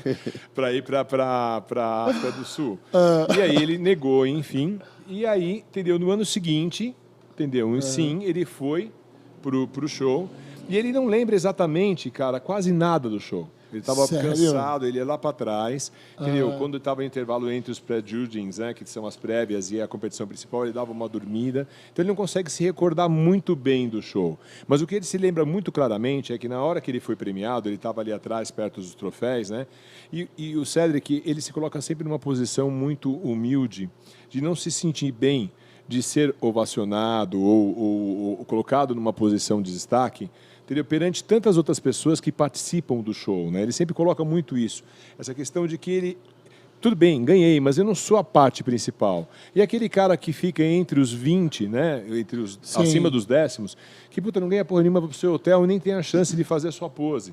Então, na hora que ele foi para essa premiação, né? Ele fez questão de levar com ele todos os atletas estavam ali juntos.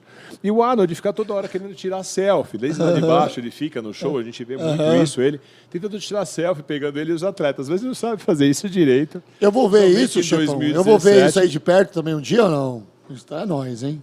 E aí, na hora que o Arnold estava tentando fazer a gracinha do selfie, não sei o quê, ele, para descontrair, né, e também porque estava todo mundo ali, começou a fazer a gracinha da dancinha. Só que ele realmente teve alguns problemas com haters depois do Oriente Médio, da Rússia, enfim, que falaram que ele tinha sido muito desrespeitoso, não sei o quê, mas ele estava de boa com aquilo, mesmo porque ele fez isso de uma forma muito espontânea. E o Arnold gostou, que era o mais importante. Ele já tinha uma certa intimidade também com ele, né, sim. cara? Então o Arnold gostou. Então, quer dizer, essa situação...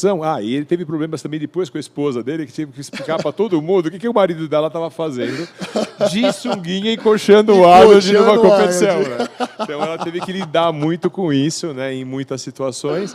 Então foi essa a relação, e isso tudo para mostrar que realmente, né, porque quem acompanha o Cedric, vê ele posando, vê a forma com que ele se porta no palco, vê a beleza e a simetria corporal dele, não tem dúvida que o Arnold é um admirador, né, do esporte. Né? E obviamente vê nele realmente um grande, não só ser humano que ele é, mas também um grande atleta. Né? Então ele é, sim, e nós temos hoje na nossa empresa o predileto do Arnold. Isso para ele tem muito valor, essa informação, para ele é um grande orgulho, porque ele jamais imaginava ser agraciado com esse comentário.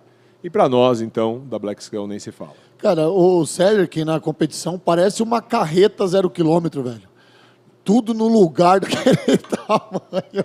Não parece uma carreta zerada. Podemos fazer uma foto dessa, né? Com a carreta da Black. Que isso? Olha aí, ó. Eu quero royalties, hein? Que a ideia foi minha. Olha aí.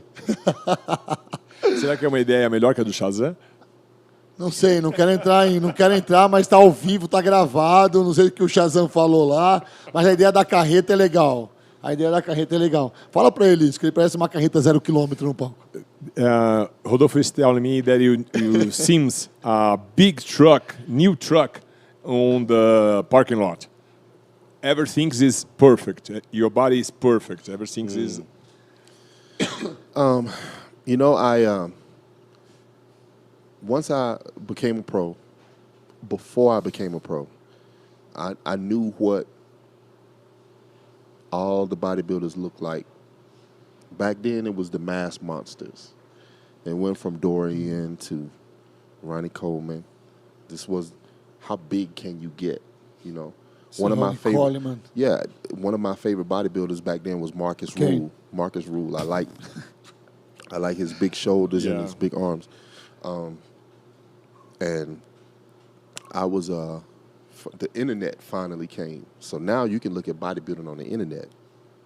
So I was looking at videos, and I found, I think I did a search for 70s bodybuilding, 80s bodybuilding, right? Okay. Because, you know, the people, you remember the Arnold's Encyclopedia of Bodybuilding? Yeah. It had the old, the original had the old pictures in it. Yeah. The old bodybuilders. Yeah, you sure? I wanted to find pictures like that because I didn't have the book. So I did this search. There was a website with a forum that was dedicated to old school bodybuilding. And I'm looking at these pictures and looking at all of these people that I remember from Channel 8. Wow, you don't see them in the magazines now, you know, because it's old school, right? In the magazines now, it was the mass monsters. And I said, I want to look like that. If I become a pro bodybuilder, I want to look like that. So I began my training in bodybuilding to create this look. Well, what does that entail? How do you make yourself look like that? Well, you have to have certain proportions. Okay. You need enough shoulders. You need a wide back, small waist, medium legs. Okay. Just enough shoulders. Why just enough? Because when you do your side chest, the old way of doing a side chest, it was chest dominant. Okay. Right? And your shoulder is low. The new way is shoulder high because it's about trying to make yourself look as muscular as possible as opposed to showing how deep your chest is. So I said, okay, you just need enough shoulders. You know, muscular chest, wide back. backs. You know, for example, I was doing deadlifts, but I noticed that my lower back was getting thick. Well, this is going to make your waist look bigger from the side. No more deadlifts, right? So I began my training designed to make certain body parts grow and certain body parts not. I never wanted huge legs because that wasn't the symmetrical image that I was trying to create, right? Simetria, né? Yeah. So that's how I've been training, my whole career to create this image. And once I became a pro and now, I have this opportunity, my goal was to try to bring a certain look to the stage to where it's not just about the mass monsters, but also the people that like the same style bodybuilding that I like too. Not saying the mass monsters are not good and the symmetry should be good. I'm just saying there's enough space for both. Some people like the mass, some people like the symmetry. There's enough space for both. So let's have bodies that represent both, right? When I started preparing for shows on a professional level, learning about what it takes, how much you have to push your body to have certain levels of conditioning, how many times can you look like this before your body says no more, right?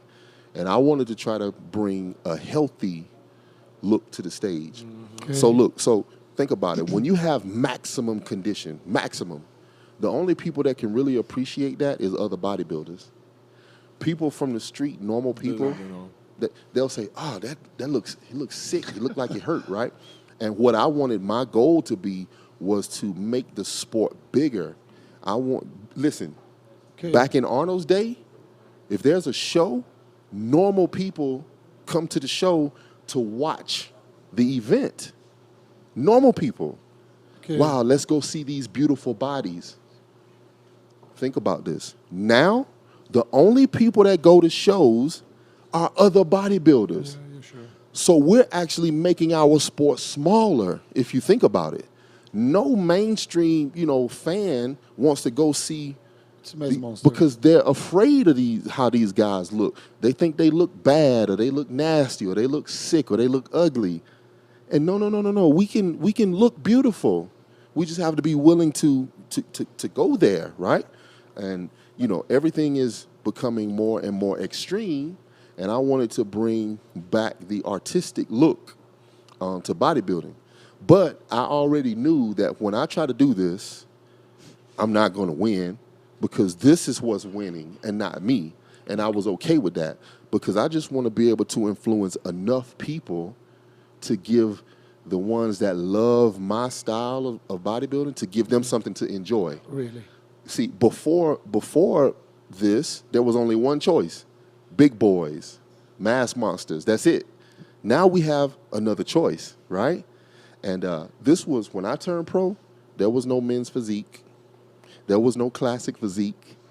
It was just bodybuilding. Yeah, sure. There wasn't even 212, okay? And after I turned pro, people started paying attention.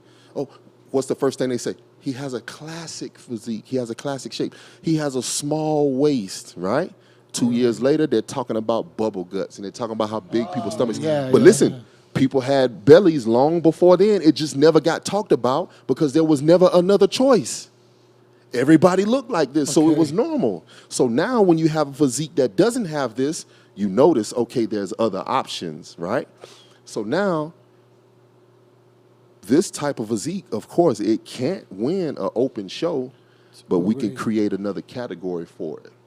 The people with the pretty bodies, we can put them over here. More beautiful, right? Why? Because somebody noticed that there was a hunger for these beautiful bodies. Yeah, but we can't mess up open. We got to keep it, we got to keep the big guys. So we create another category. The men's physique with the shorts. Yeah. Okay. Listen, that wasn't enough. Men's physique, they don't pose, right? They don't do the. So there's people notice that there's still a hunger for the art. The classic posing. What are we gonna do? People want this. Let's create another category for it, right? So now you have another category just for that, right? And even now, look, you see guys 300 pounds trying to do classic poses, and it look, what are you doing, right? And I can remember a time where people were telling me, stop posing like that. This is not the 1970s or the 1980s. You need to pose like that. Quit trying to be beautiful. You're never going to win a show like that. I can remember that's what I was told. Okay. And now everybody's posing like that, right? All right. And so my goal going into it was to influence enough people to create more of me, to create more people that wanted that type of bodybuilding, to create more young athletes that look at me and they want to be this. You know what I'm saying? So you understand. Yeah, so I was, you know what? When I'm done competing and when I'm retired, I hope that there's 20 Cedrics on stage now. I remember when it was just one. Now there's 20, and they're actually winning. My job is done then. My job now is not to necessarily win. My job is to create the path for others to win, So, that's been my goal in my pro career, to do that. I knew that, I would be getting my ass kicked in the process because it's just one of me. There's nothing to compare me to, and I'm different. I'm not as dry. I don't have as much definition as everybody. I'm not as big as everybody, and I'm okay with that because I'm trying to create a different look, a different option. And I just hope that as time goes, it can become an accepted option. Yeah. Sensacional, cara. Wonderful.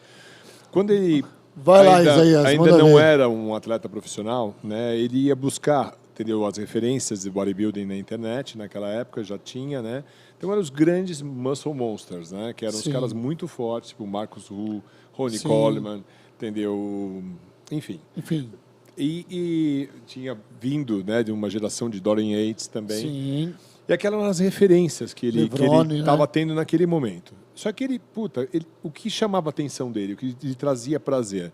Olhar revistas, né, como Músculo, as antigas, Magazine. né, dos anos 80 e 90, e ver aqueles físicos clássicos, alongados, longilíneos, onde você não tinha aquele puta ombrão enorme, aquele peitoral monster, enfim, você tinha um ombro suficiente, você tinha as costas largas, Você tinha a cintura cintura fina. E pernas ok, entendeu? Na simetria desse corpo. E não aquele corpo, entendeu? Extremamente musculoso. Monstro, né? E aquilo que chamava muita atenção para ele. Então é daquela forma que ele queria aparecer.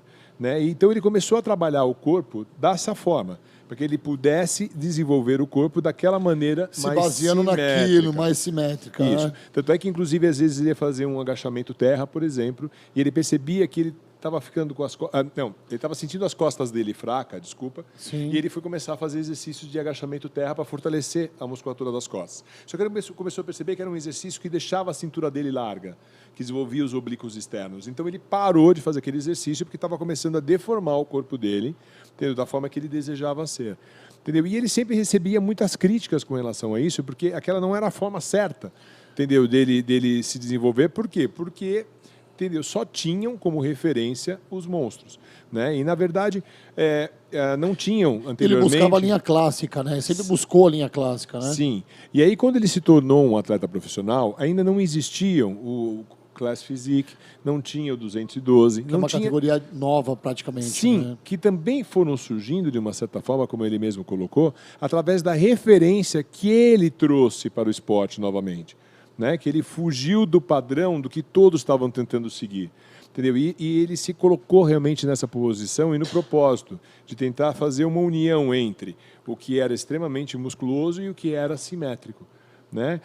Quantos nós temos saudades, por exemplo, de Shaw Ray, de Flex Wheeler e tantos outros atletas que a gente teve que eram extremamente simétricos e com um volume muscular muito expressivo. E ele colocou bem também, porque de 2002 para cá, né, cara, a linha da cintura começou a ficar diferente também, né? Então, ele citou isso agora, ele falou da cintura, da linha da cintura de 2002 para cá, só que ele... Então, ninguém tinha referência, porque todos os atletas tinham o estômago dilatado e todos eles estavam, entendeu, na mesma condição. Sim. Quando ele veio e mostrou, justamente por isso que ele virou o predileto do Arnold também, quando ele mostrou um físico muito mais alongado, sem esses, vamos dizer assim, defeitos, ele trouxe para o esporte algo mais saudável de ver. E é o que ele explicou. Antigamente, cara, quando tinha um show do Arnold, do Frank Zane, enfim, o público normal ia assistir. As pessoas queriam ver, iam lá assistir e vibrar por aquela pessoa que tinha um físico bonito e admirável. Hoje em dia, quem só vai nos shows, na verdade, há um tempo atrás, era só bodybuilder. Entendeu? Então ele diminui o esporte, né, na verdade. Ele encolhe. E com a possibilidade de pessoas como o Cedric vindo a praticar e sendo mais acessível, vamos dizer assim, a esse tipo de musculatura, você volta a ter de novo uma tendência. Exato. Então, ele abriu o caminho, que ele fala. De repente, ele vai se sentir muito realizado se, quando ele parar de competir, já tenham pelo menos aí uns 20 Cedrics. Ele já se sente muito feliz porque existiram categorias que já foram criadas para justamente pessoas que querem se aperfeiçoar com ele nesse tipo de corpo, entendeu? Tenham condições de competir. Entendeu? Então, ele tem esse propósito. Você vê, também ele entende qual que é o papel dele como profissional no bodybuilder master, vamos dizer assim. Né? Surgiu uma pergunta aqui depois dessa resposta dele, que é o seguinte: você acha que, pergunta para ele, tá? Se essa categoria, o bodybuilder, o mass monster, ela tende no futuro a deixar de existir, talvez? Por essa linha do Class Physique, que está vindo muito, muito forte. E a gente vê que é uma tendência que só cresce. O número de atletas nos campeonatos são muito maiores do que uma categoria dos gigantes mesmo. Tem uma coisa importante que ele falou também, que ele falou assim, porque, por exemplo, o Men's Physique. Men's Physique, por exemplo, eles são bonitinhos, são alongados, são ok, mas não tem a coisa da arte, porque eles não posam. Entendeu? Então é muito importante quando você... Isso realmente é incrível. Um atleta que posa bem, ele traz toda a beleza para o esporte. Né? Então, a arte, entendeu? Porque, na verdade, também está o lúdico ali, né?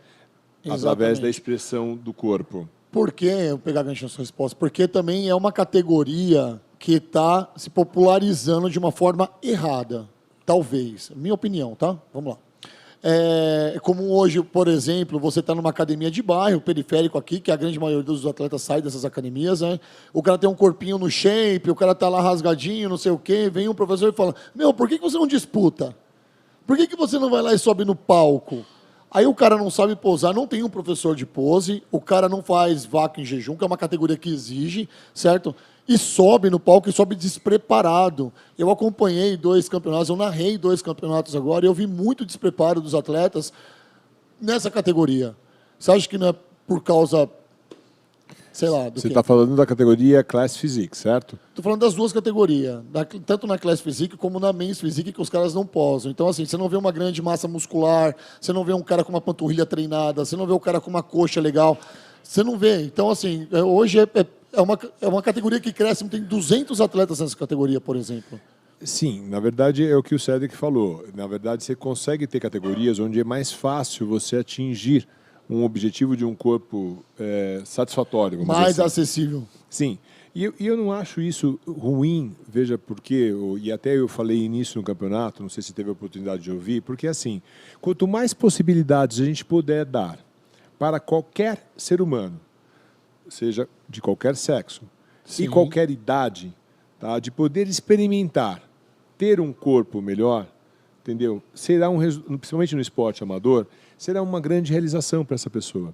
Né? Então, eu acho que hoje, entendeu? A gente tem muito mais possibilidades, como o Cedric falou, do que da época que ele se tornou um pró, de você encaixar o seu corpo em categorias diferentes, né? Só que essas pessoas, obviamente, precisam orientação. Por isso que tem total. as associações que estão à disposição para poder também ensinar direitinho em qual categoria você se encaixa. Então, por isso que eu sempre no campeonato eu falo que a IFBB está aberta também. Quando você tem uma dúvida, manda mensagem para a gente, entre em contato conosco para que a gente possa te orientar, entendeu? Da qual categoria o teu corpo, neste momento, entendeu, se dará melhor. Fernando Marques fala uma coisa, e falou lá na sua academia, quando eu estive lá, ele falou assim...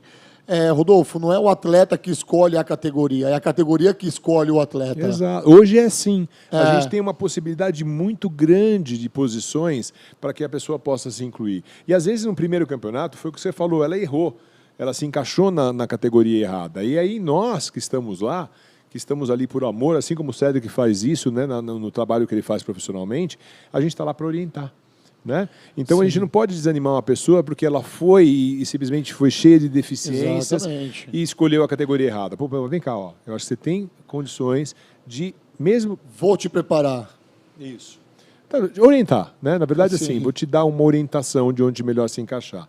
Você queria que eu fizesse uma pergunta para ele ou vamos seguir para outra? Não, vamos seguir porque nós estamos obrigados a terminar essa live. Eu quero caminhar para o final já. Tá. Queria saber se o Cedric, antes da gente fazer o sorteio, tem alguma consideração. Eu vou fazer uma pergunta. Pergunta se hoje ele está feliz na Black School. Rodolfo has a question. Today, let's talk about today. Are you happy being part of Black Skull Company? O sorriso de estudo. It's difficult for me to create a short answer for how I feel because it involves so much. É muito difícil ele conseguir, numa resposta curta, responder essa pergunta porque envolve tantas coisas. The short answer is yes. A curta é sim. The real answer is... A resposta real é... There's been so many times where people advised me to do something different. Quit the army. Stop posing like that. Do your diet like this. Take this. Do that. Do more of this. You know, don't say stuff like that. Don't do this on stage. You know, all of this to try to change who and what I am. And so for someone to want me for exactly what I am is very meaningful. Most companies in this industry, you know, in situations like this, if someone wants to hire you in any business, they want to hire you for what you can do for the business. Can you help us make money? And that's just it, right? Can your skills help us make more money? In this situation, I feel so. Marcelo told me it has been a dream of his to work with me. Who the fuck would even dream about me? You know, it's been a dream of mine to work with you, Cedric. Look, it can't be because I'm winning shows, because I don't, win shows. It can't be because I'm number one, because I'm not. It can't be because of my dedication to the sport, because I got so much stuff going on. He said, it is because of the person that you are. The person that you are and everything that you have done up until this moment is why I want you. Everything. I want you and everything about you. And that's meaningful. It means more than, a business deal or something like that. To be appreciated for exactly what you are. Most people, there's strings attached. We want you, but here's what you have to do. And, in sports, you have requirements. I have to do this in order for you to pay me. And in this situation is, okay, what do I have to do for you? Just be yourself. That's crazy, right? Sorry, man. Just be yourself. That's easy, But in turn, it makes me want to work even harder, right? Listen, this weekend at the booth, I would work myself till I was literally sick and happy about it because of the opportunity, because of the situation, because, somebody believes in me, because somebody supports me so much. So it's almost unbelievable, and it doesn't make sense. Like, nah, for real, why are you doing this? You know what I'm saying? For real, why do you really, because it's just not believable for me. I don't trust nobody. Everybody is full of shit. You know what I mean? Everybody, businessmen are all about business. They're all about making money. They don't give a damn about you or how you feel. It's about them and their money. How does man care about me so much?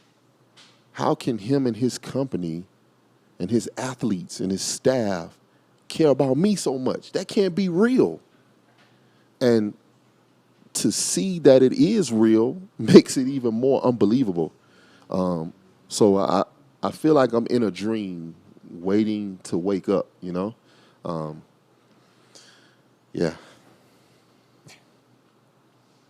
Yeah.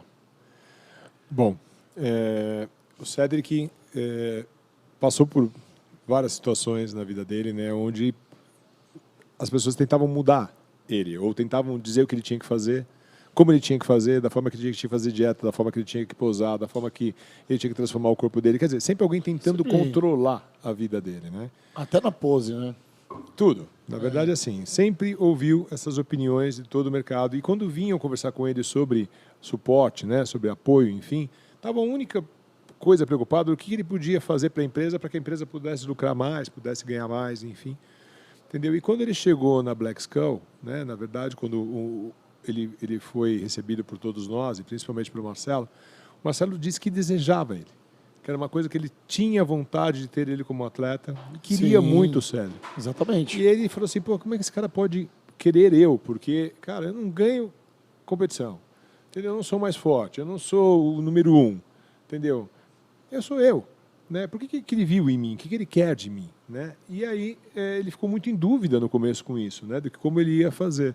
Mas a partir do momento que ele foi estando aqui esses dias, né? Ele foi percebendo a forma, como ele era tratado pelo Marcelo, como ele era tratado por toda a equipe, por todos os atletas e por tudo que ele recebeu, ele começou a perceber que ele ainda não tinha essa resposta.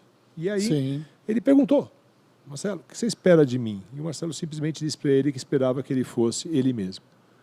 Aí ele falou assim, pô, isso parece uma coisa muito fácil para mim. Seria eu mesmo, é o que eu mais gostaria de ser, enfim. Mas que, ao contrário disso, realmente trouxe para ele muito comprometimento, muita seriedade nisso. Né? Porque ele, sendo como ele é, e sendo uma pessoa que é determinado a fazer o que ele quer fazer e da forma que ele pontua, né? Ele comentou bem que ele não confia muito em pessoas. entendeu? Não confia em muitas pessoas, porque todo mundo tem um pouco de merda. Isso é verdade. Somos seres humanos, todo mundo tem muito pouco de merda, mas principalmente homens que têm muito dinheiro, entendeu? E empresas que são muito grandes, querem te lidar com você através da energia que nós falamos ontem, distorcida do dinheiro. Exatamente. Né? E ele não ia se dar bem num lugar desse. Tá? Então, resumindo, entendeu? Ele ainda está vivendo um sonho, entendeu? Que ele não acordou. E, Cedric, I hope that this dream that you are living, that we all are living with you, be every day more stronger, more successful, and we want that you be yourself forever. Please, because you are teaching us to watch ourselves and to go for the same path. Thank you very much. A lição aí do... Como sempre, né, cara? Como sempre, filosofando. Bom, gente, ó, foi um privilégio estar com o Cedric aqui. Vamos fazer o nosso sorteio. Muita gente na live está pedindo para ele fazer um double bíceps. Será que sai ou não? Sim, eu acho que depois do sorteio. Deixa ele sortear. Sortear. E aí o prêmio do sorteio vai ser o double bíceps. E um kit Black Skull. Então explica para ele como é que vai funcionar, tá bom? Well, vou fazer Rodolfo is going to rolagem. move the names, okay? When you say stop, he's going to stop in the name, okay? So he goes and gives some 10 seconds. Great, my friend. Gabriel Kremer. Great, my friend. Is that a girl? Yeah. Hey, girl. Gabriel Kremer. Hey, Please, repeat, please. Hey, Gabrielle, I did this for you, baby. Ah, não acredito. Did you see the voice? Eu vou tirar um print aqui, for ó. you, baby. Olha você, cara. So what do they get? Olha pra onde vai Gabriel Kremer. Did she win something? Yeah, he has a Black Skull kit. Wait, listen, Gabrielle. Some stuff. Do not give this to your boyfriend. Okay? Don't do it, because I know that's what's going to happen, right? Namorado, because I know there's some bodybuilder with his girlfriend and they're like watching. It's like, hey, babe, you do it too. One of us might win. You know what I'm saying? So he's trying to get her to do. So then she, I won, and then he's gonna be like, oh yeah, give it to me. Yeah. Ele está dizendo que você não pode dar pro seu namorado, porque, na verdade, entendeu? O namorado que vai querer. Porque é um kit da Black Skull e o cara vai querer tomar de você. Então você não pode dar pro seu namorado. Yeah. Listen, Gabrielle, we're gonna have to get your address to send it to you. Você tem que dar o endereço para ele poder enviar para você. So listen, here's the first requirement. You have to post on social media when you get it. Primeiro requerimento que você tem, primeira obrigação que você tem que fazer é postar na sua social media quando você receber. Number 2, segundo, you have to make a story when you use it. Você tem que fazer um story de quando você for usar pela primeira vez os ingredientes que você ganhar no seu kit. If we find out that you gave any of this to your man, e se ele descobrir que você deu isso para o seu homem, I am gonna get this address and I'm coming to take it back. Ele vai até o seu endereço e vai pegar de volta. Sabe qual que é o apelido do Gabriel Kremer? Eu vou falar. Yeah. Você sabe, né, Silvio? O pessoal sabe aqui, todo mundo sabe qual que é o apelido do Gabriel Kremer? Fimose. Congratulations. Yeah. Parabéns. Great. Congratulations. Parabéns. Double bíceps sai pra gente mostrar aqui o tamanho. Cedric, please. Just one pose. Okay. Double biceps, please. No. What do you want? Então, todo mundo, crazy. Todo mundo vai começar a chorar aqui, ó. No. Todo mundo vai começar I'm a not chorar doing aqui. anything else. I'm not going to do cry. anything else he asked me to do. No. Great, my friend. Because I know it was his idea, right? Eu sei qual é a sua ideia. Wasn't it his idea? No. Ok. No. A galera em casa tá chorando, ó. A galera em casa todo mundo fica chorando. A galera segurou a live até agora pra ver isso. E o cara não vai fazer, tá? Tudo bem. Ok, man. Thank you very much. Ok. Tá bom. Não, obrigado. Não, obrigado. It's okay. Eu esperei isso até agora. I'm the dream, man. Yeah, I don't give I'm a the fuck. dream. I don't care. I don't Double care. bicep, You okay. think just because you give me your childhood Bible that you could just make me do whatever you say? No. No. Tá bom. I'm going to take this Bible and I'm still not going to do it. Yeah, great, my friend. Very Tá good. bom, não vai fazer mesmo. Não vai fazer mesmo.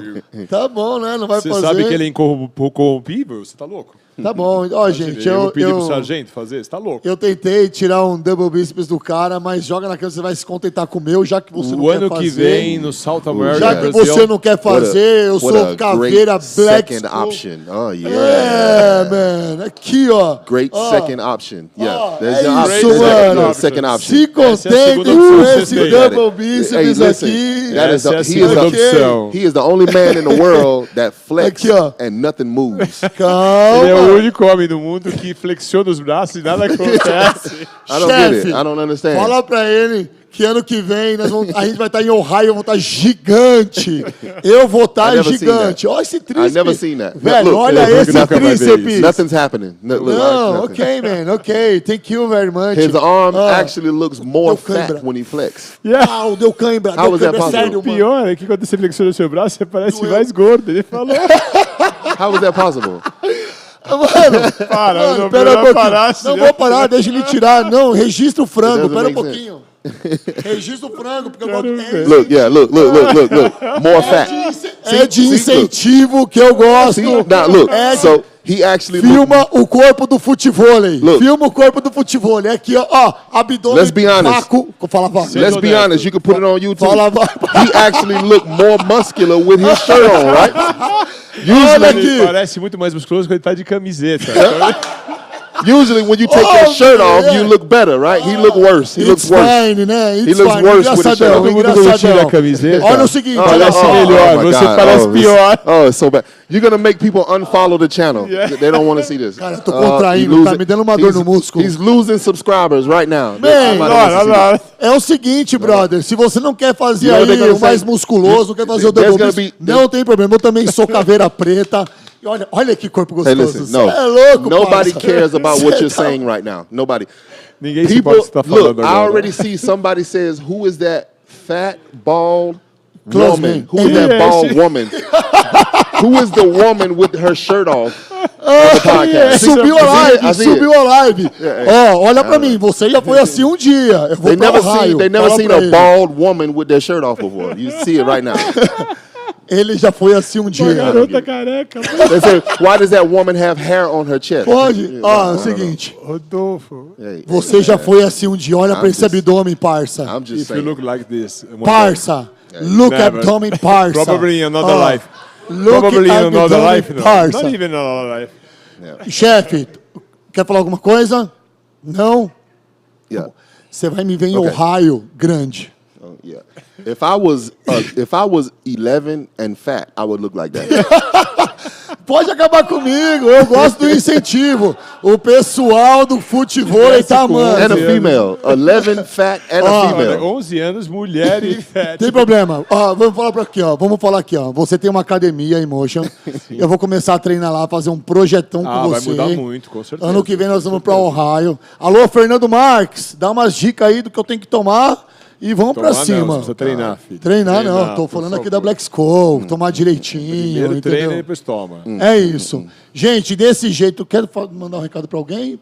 Não, eu queria só agradecer muito a presença do Cedric e a oportunidade de poder estar aqui transmitindo um pouco, né, do que este grande homem tem para contar para nós. Foi um grande orgulho. Thank you very much, my friend. Thank you, Marcelo, for the opportunity, né, pela oportunidade de estar aqui. Obrigado, né, por essa grande responsabilidade que é tentar transmitir um pouco do grande conhecimento que o Cedric traz para nós. Então, muito obrigado. Cedric, thank you very much, man. Yes. Você que está em casa aí, você talvez não esperava uma live dessa, né? Talvez as grandes perguntas que são feitas para os bodybuildings tenha ficado para lá, mas você acompanhou aqui uma lição de vida. Uma lição de vida. Eu gostaria que você fosse traduzindo isso, por favor. Para o povo que está em casa, a gente está se despedindo. Talvez você ficou aí com alguma pergunta no ar, mas a história desse campeão aqui vai muito além dos palcos. Ele é um campeão na vida, ele é um campeão no palco, e é por isso que ele faz parte do time da Black School. Nós, da empresa, estamos muito felizes com a sua chegada. Muito felizes de verdade com a sua chegada. E, principalmente, ganhando uma legião de fãs depois que você começou a contar a sua filosofia de vida, seu jeito de pensar e como você encara o bodybuilding e o esporte hoje. Muito obrigado, brother. De coração. Thank you very much. Well, he's thinking about what you are as a man. Yeah, I could tell. Okay, so you couldn't understand a little. So that's it. We're very happy to have you in the family, and you belong. Thank you. That's Thank it. you. Thank you very much. E você que está nos assistindo em casa, já sabe, né? Compartilha essa live depois, se inscreva nesse canal, segue lá a Black School, Tatua Praia, Boteco do Gordo e não deixe de ajudar o Instituto Forte. Um grande beijo para vocês e até a próxima.